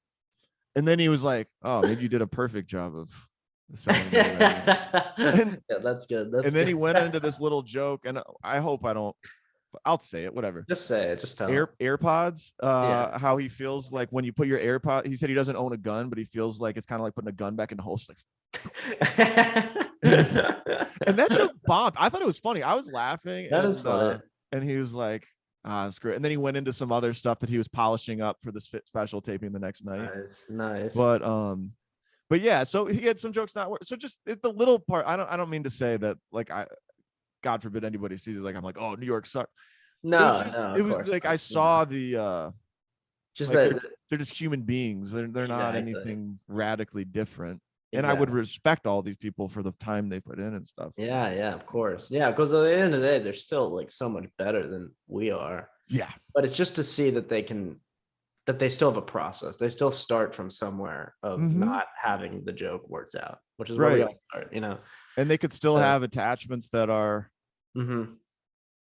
like that could weigh anybody down. Like, yeah, absolutely. I'm not on SNL. Fuck the universe. Like, right. Well, yeah, some of these just because they're a better comic, and well, especially just because they're a more successful comic, that has no bearing about whether they're a better person or like happier or more peaceful. Like, in fact, I'd assume that most of the comics that are better than me are much less happy, are way more tormented.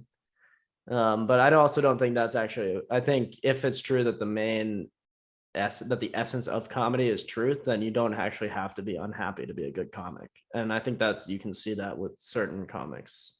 You don't have to be unhappy to be a good comic. Yeah, I don't think you have to be. It doesn't make sense to me. And that's something I used to be worried about. I was like, oh, my life's not shitty enough to be a good comic.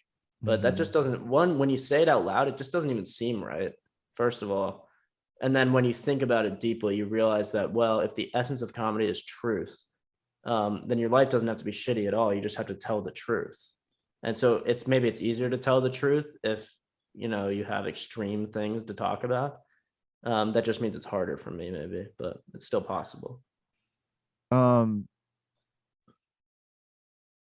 Yeah, there's something to like your life doesn't have to be shitty in the traditional sense. Yeah. Like, you didn't have to have an abusive father or be sexual or anything. Yeah. Like the one thing Jordan Peterson said before is that there's no prerequisite for depression and anxiety. The fact that you're alive, it's a normal baseline.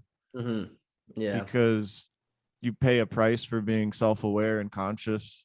So it's true. Yeah, absolutely. So everybody has if you care to tap into it, you can. Yeah, absolutely. That's very true. Yeah. But anyway, what was I gonna? Oh yeah, that was just a cool thing that happened at the Yeah. Comedy Cellar. That was so cool. Not anything to do with like the what all the philosophical stuff we're Yeah, talking about. yeah. But the we went to the show at 11:30, the late show after Joe List taping. We just saw if we could get in, Yeah. and there was just a slate of comics some I'd already seen from the previous days. Oh, And cool. then they said, hey, there's a second comic coming on. Your waitress will not be coming around during that period because there's going to be video recording in the room. We Oh, can't tell you why, but just oh sit tight. shit.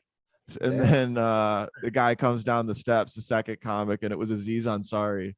And it was so cool, dude.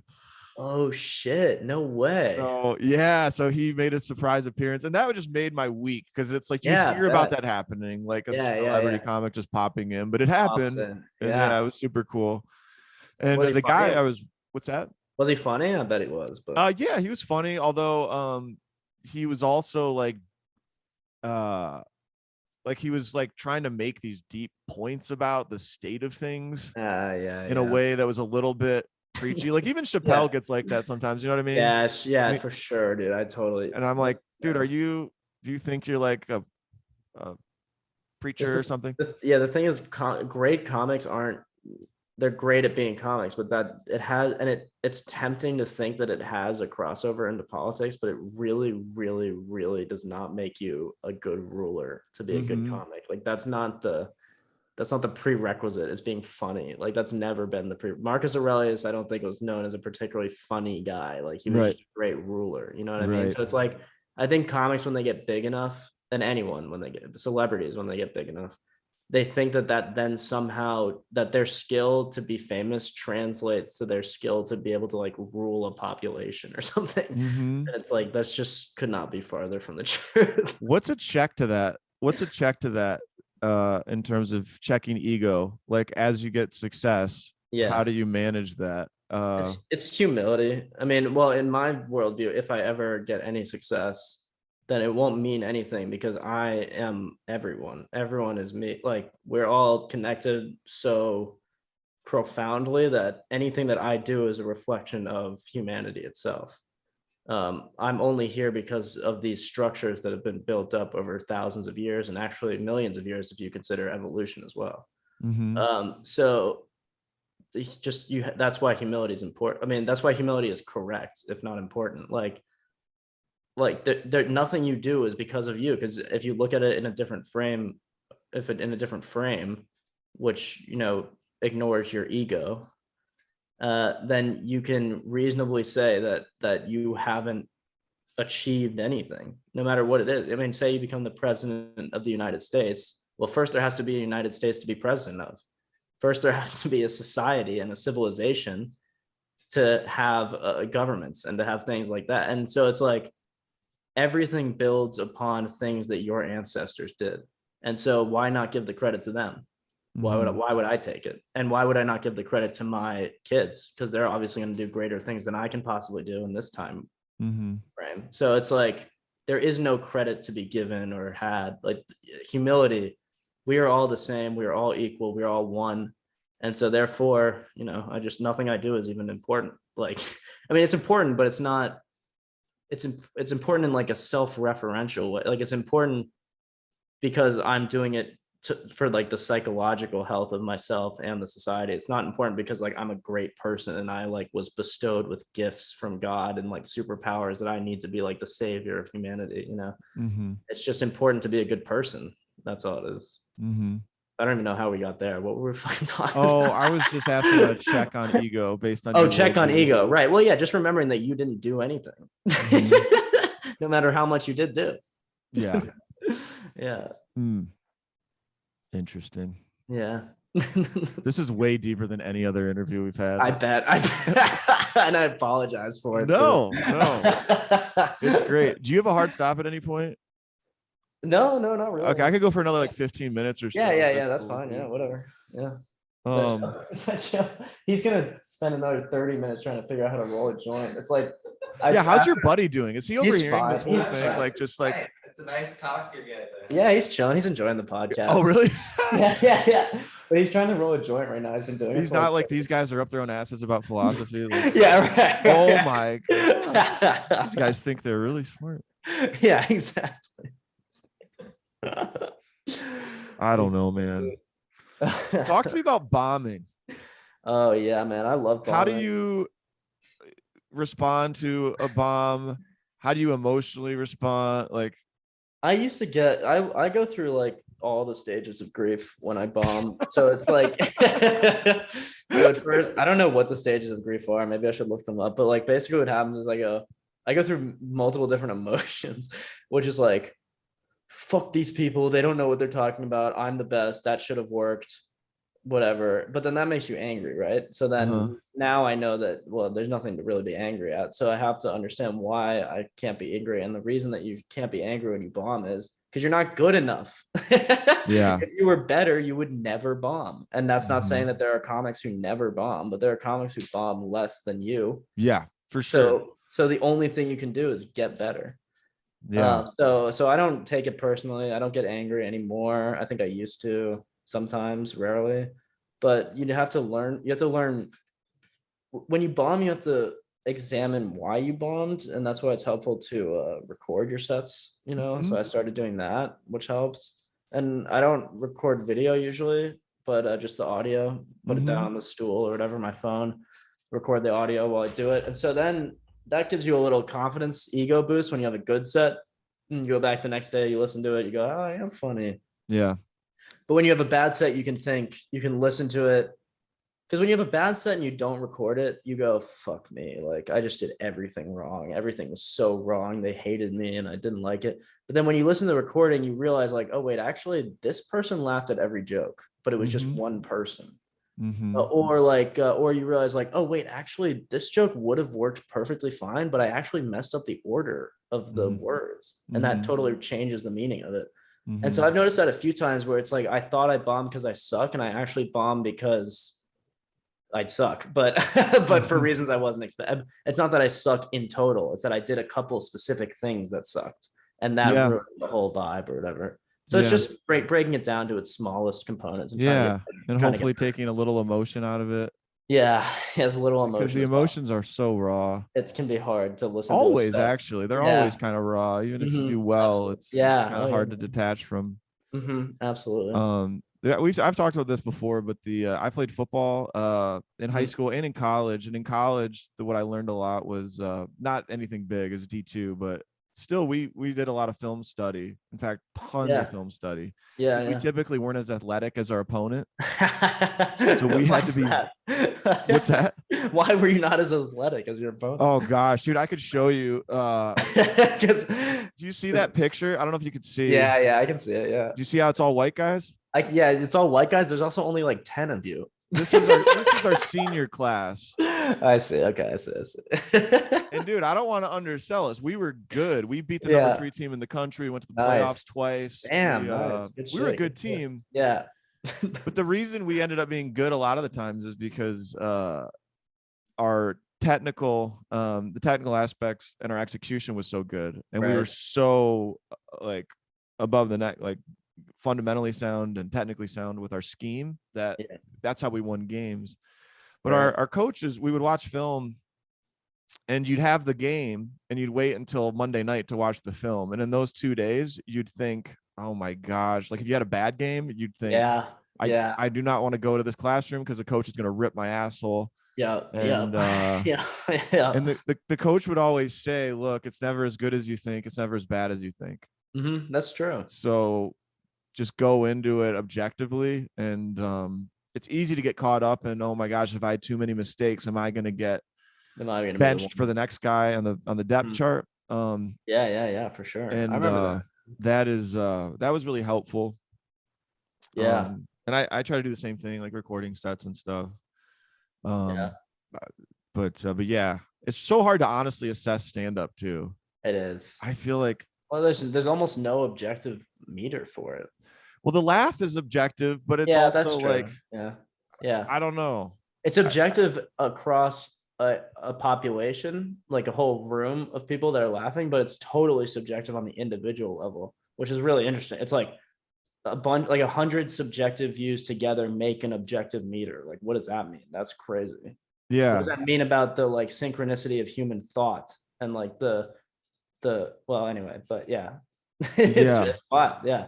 And like the only evidence of a good comic over time is like the accumulation of material, the repetitions of stage time, and the ability to execute, and the maybe the hit rate on any given day. Yeah, I think the hit rate's a pretty good way to judge it, probably. Like your batting average is going up. Batting average, exactly. Yeah, and it's probably like a batting average where you only hit like 30% of the time or whatever. Right. Yeah. Right. Yeah. So yeah, it's weird. It's really weird. Yeah. Yeah.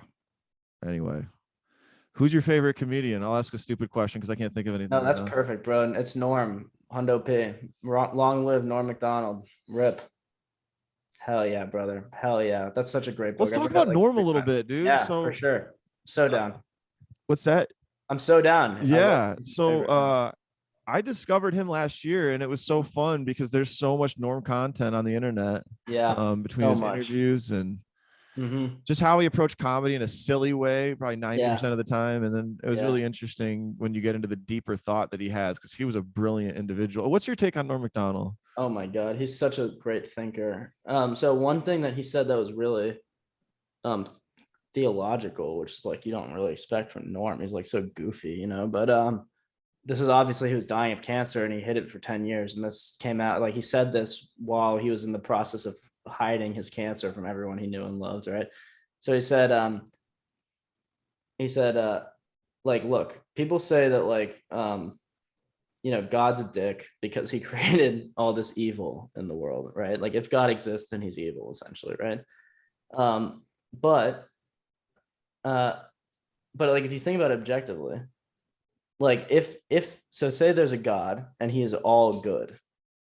He's the embodiment of everything that is good. The only thing that he could ever create is evil, because if he were to make more good, that would just be an extension of himself. The only thing that he could create, which is unique and different from him, would be evil. But then the godly nature of this evil is that because God created it, the evil somehow begets more good, which we see all the time, like good situations arising from bad circumstances and things like that. And so that's something that Norm Macdonald, the comedian, came up with. So that's just one like layer of his sort of like, he was a deep spiritual thinker. Yeah, I want to make sure I understand that point. Yeah. So if God is good and he is everything and everywhere and before anything else was created, anything was, in order for him to create anything that is not him, it would have to be something that at least has the capacity to not be good. Yeah. But that imperfect thing could beget more good. Yeah. Because it has a piece of good in it. Exactly. Yeah, exactly. Yeah. Or it's just like, maybe you could call it like the Tao, or just like the way of the universe, that even when there's evil, it somehow can turn into good. I don't know. But yeah. So that was a Norm point. What else? So anyway, I mean, that's just to show that like I appreciate him on a thinking level. But well before, I mean, I was an atheist total. I was like a dumb kid when I found out about him. I was like 16 or something, or 17. And I was listening to that Norm Macdonald live that he had with Adam Egget on YouTube. Yeah, dude. I mean, it's so fucking funny. And he's totally debaucherous and totally, what's the word I'm looking for? It's like, whatever. Anyway, he just doesn't give a fuck. He doesn't give a fuck about anything. He just says whatever he wants, says these obscene, lewd things, but he's so smart, so it works, and he comes off as like he's just. What do you think that points to about his character? That he's willing to go places that nobody else will. My impression, real quick, to me, that what that says is he's so free from any sort of consequence that he'll do it. Yeah, like to me, that's somebody who's kind of leveled up with their own consciousness, because they somebody like that doesn't operate with fear. Right. Well, they say, damn everything. I'll say this. And just to illustrate how little I give a fuck, I will say the thing that you think nobody would ever say. Exactly. Just because you think I would never say it. And like that's kind of, No, that's exactly right. It's that trickster nature or something. Mhm. Like he's almost the embodiment of like, so there's like the masculine character of the universe, the feminine character of the universe. Then there are also all these archetypes. Like there's the trickster The archetype, trickster, the Joker, the Joker. Yeah. And so part of that is being like, it's like being mischievous for the sake of it, like for no end, for no purpose. And that's what you saw Norm doing all the time, was Mhm. just being like sort of a mischievous like imp. Yeah.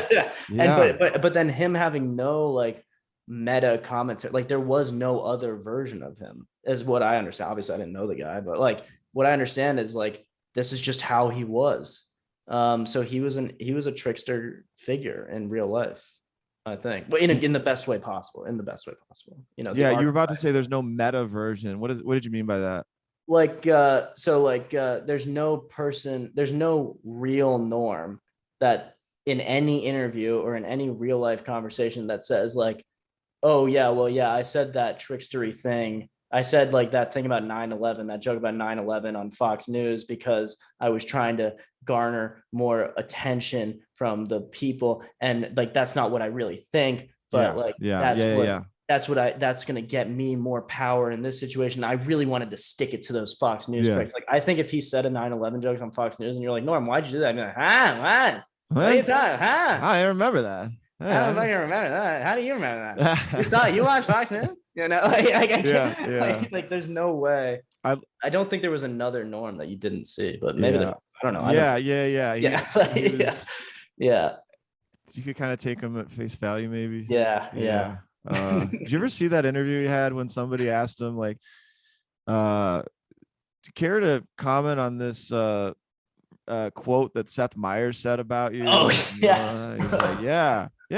Whenever I think about what's funny, I ask myself, what would Seth Meyers think?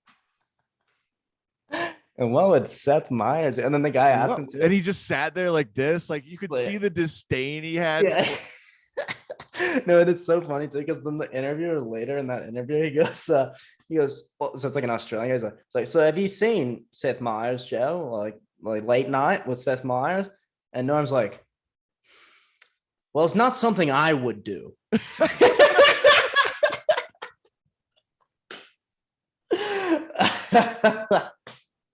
Like just roasting the shit out of Seth Meyers. But it's so true, because it's like Seth Meyers is so not funny. And it's like the reason he brought it up is because like Seth Meyers made some comment about Norm, and Norm's point here that he might not even have known that he was making was like, who the fuck is Seth Meyers to make a comment about me or anybody else? He's not funny. Like, Yeah. like I'm sure he's a little funny or whatever, but not as funny as Norm. That's fucking for sure, you know? Yeah.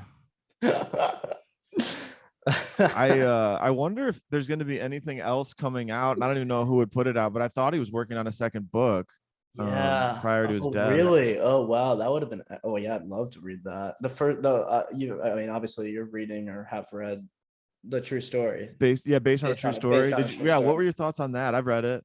So fucking fun. I've read it a few times now, maybe 2 or 3 times, because I got it back in high school. And the audiobook he reads. So I recommend getting the audiobook if you can. Yeah, I should. Because it's like, it reads like a whole joke. It's like a Norm joke that's like 8 hours long or something, you know. Wow. It's like him reading an audiobook. Yeah. And it's so good. I mean, it's like basically like a Dostoevsky novel set in America, but way funnier and way more digestible. So yeah.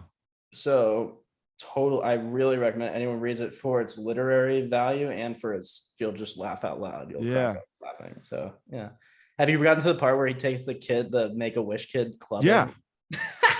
Yeah. Seal club, baby seal clubbing. The kid's like, I didn't really want to be on the set of SNL. I wanted to be taken up to Canada, and I know you're from Canada, so I wanted to kill a baby seal and watch the life come out of its eyes. Yeah, it's like, I want to watch the life of the baby seal drain out of its eyes. Yeah. The Make-A-Wish kid wanted for Norm to take him to do. Yeah. And then Norm's like, who am I to say no to a Make-A-Wish kid? Yeah.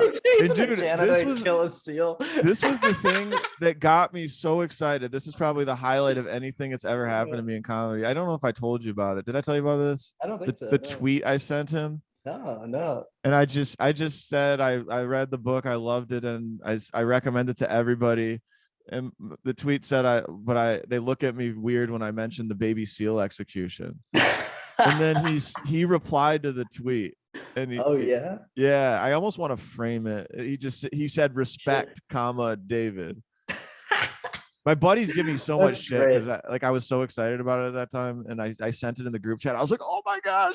Oh, that is exciting, man. He doesn't, he's not exactly the most like Twitter savvy guy. He's not responding to every person. Like, he does respond to random people sometimes, but yeah, or he did. And he did, yeah, right. Now he doesn't now, does he? No. It'd be cool if he did. Yeah, it'd be pretty fucking cool. Yeah, if anybody was maybe a Buddha or whatever it is. Right. Yeah, you'd think maybe he had. I think, yeah. Well, he the reason I know that he was enlightened when he dies because he was so afraid of death his entire life, and he made that a really clear point. And then in the last couple of years before he died, he became not afraid of death. Yeah. And so he must have realized something to make. Did you notice how on his Netflix show or on Norm Live he did ask about death? His guest. Yeah, he's obsessed with it. Yeah, I one of my favorite jokes he had was when he had David Letterman on his Netflix show, and he asked David Letterman, "Do you think about your mortality?" And David Letterman said, "Yeah, you get a certain age, and you can't run from it." And Norman's like, "Oh fuck, I was hoping you could." That's so good. Fuck, I was hoping you could. Fuck, I was hoping you could. That's so funny. Yeah, no, he hopes, but Do you like Louis C.K.? Yeah, dude, Louis the best. I thought it was funny. Louis wrote the foreword to this book. Yeah, he did. It's a really good foreword too. Yeah. Yeah, I haven't heard Louis say a lot of or comment. I really don't hear anything from him much now, but on Norm.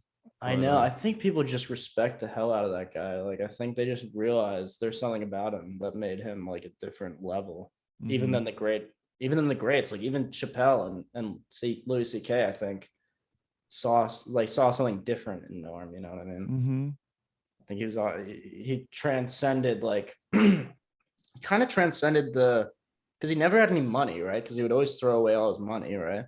So almost as like a sadistic exercise. Yeah.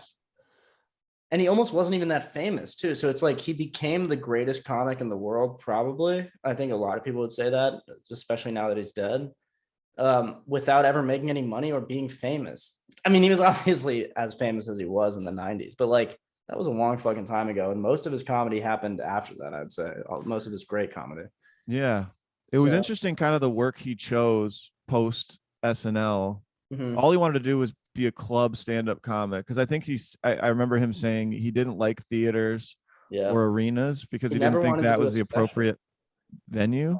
Yeah. So he just wanted to do stand-up, and then he did a lot of interviews, or like he as a host he did Norm Macdonald Live, like that's what he wanted to do, and then I think he wanted to do that Netflix show. Yeah, I think it's interesting. He wanted to talk to people and do stand-up. Like those are the two things he did, and write. Yeah. But he didn't want to be in movies, really. I mean, he had a couple, but he wasn't a good actor. He was like he was a bad actor. Yeah, he was like a terrible actor. Yeah. Yeah, exactly. Yeah, and yeah, he didn't mind not being rich or being relatively anonymous. Yeah. But it's something aspirational, I think, for a comic. That But he still did put himself out there in certain ways. So like for sure, yeah. It's not just be a hermit, but no, absolutely. But try to kind of be a good person and be on that path maybe that you sound like you're on or whatever. Yeah, well, we're trying. We're looking for it. Yeah.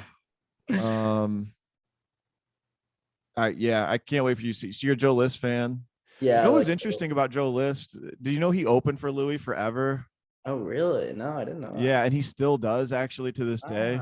Nice. Or he did. I know he was touring with him a little bit based on his podcast and stuff. In fact, Louis' special and Netflix, the 2017 special, if you watch, Joe List is the one that announces him. They show like the backstage. Oh, he's the one that says, "Ladies and gentlemen, Louis C.K." That's Joe List, and then he hugs Joe List, and Mark Normand is right there too. Yeah. Oh, cool, interesting. I didn't realize they were. I mean, it makes sense. They're all New York based, so yeah. If they're the next generation or whatever, then yeah. And I heard that Louis has a new special that's coming out soon. Yeah. I've seen clips of, maybe not clips from that, but Louis clips have been popping up on the internet. He did the special, which I watched, Sincerely, whatever. Yeah, there's one after that he just recorded, I guess. Cool. So that'll be great. Yeah, I can't And wait. then- He's a genius. I mean, he knows what he's doing. Like that guy, fucking A. Yeah, I like Louis. I don't Yeah. know about all the jacking off in front of girls stuff. Yeah, it's not ideal. No, it's not ideal. I wouldn't do it. No, not something I would do. Not something I would do. Yeah. But I think it is cool though. There's a lot of new comics that are putting out stuff on YouTube. Would you ever self-produce anything? Like, I mean, you got a podcast. Would you ever self-produce your own stand-up special? Like, is that something? I mean, obviously it's years away probably for any of us. Yeah, it's a little cheesy. Like, I'd almost rather let the market decide when I should do that. Yeah. It'll be more conservative rather than liberal with its estimation of when I should do a special. In other words, like, I could start recording my special tomorrow and it'll be fucking horse shit. Like, I don't even have an hour of shit material, much less an hour of like good material. Right. So like, it would be really, really bad if I did it tomorrow. But then the market might not decide that I'm ready for like 10 years. But then it might be, I might have been ready a few years before that or something, but at least now it's like that type 2 error where it's like, I'm better than it could have been. I'm better now than I should have, than like, whatever. I'm too good for the point at which I'm getting this special, but that's better than the error of I'm too bad for the point at which you weren't ready for I'm not ready versus I'm too ready or something. So I'd rather be too ready than not ready. Yeah, that's a really wise thing. I had an interview with Brandon Rainwater.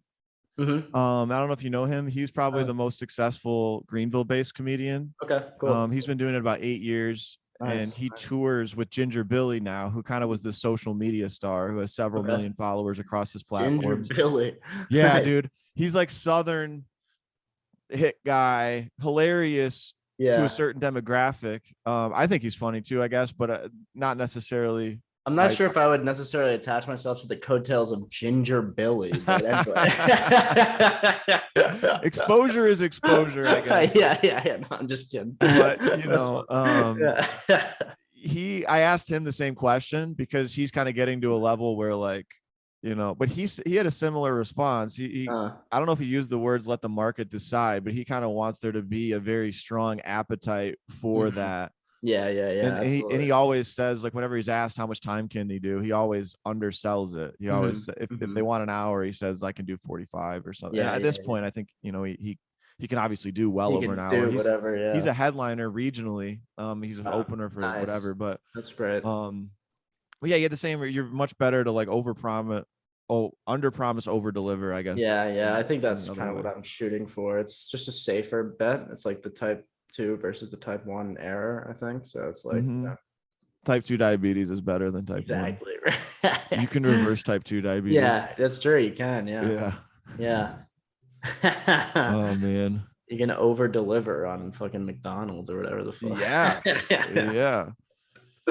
Well, dude, I kind of have to run here. Yeah, good shit. Good talking to you, man. It was fun. Yeah. I'll link everything that you have going on, but what are all your platforms people want to follow you on if people haven't seen you? If they want to follow me on Instagram, that's probably the best one. That's Foulke, Foulke 85. And it's me, so you'll see there's some hilarious Instagram content on your page, dude. I love the your thoughts about on the road. Oh yeah, when I was driving Arkansas. Arkansas, fucking Arkansas. I was looking at it today. I was like, dude, this is hilarious. You got a little stand up on there, like. Yeah, I got some little clips of my stand up. I got the link to my podcast on there. So anything you need about me, you can find. What's the name of your podcast? It's called Ramblings of a Mad Guy. It's the dumbest name ever. Like, it's so long and stupid, but like I just can't. My name is too long and stupid. Yeah.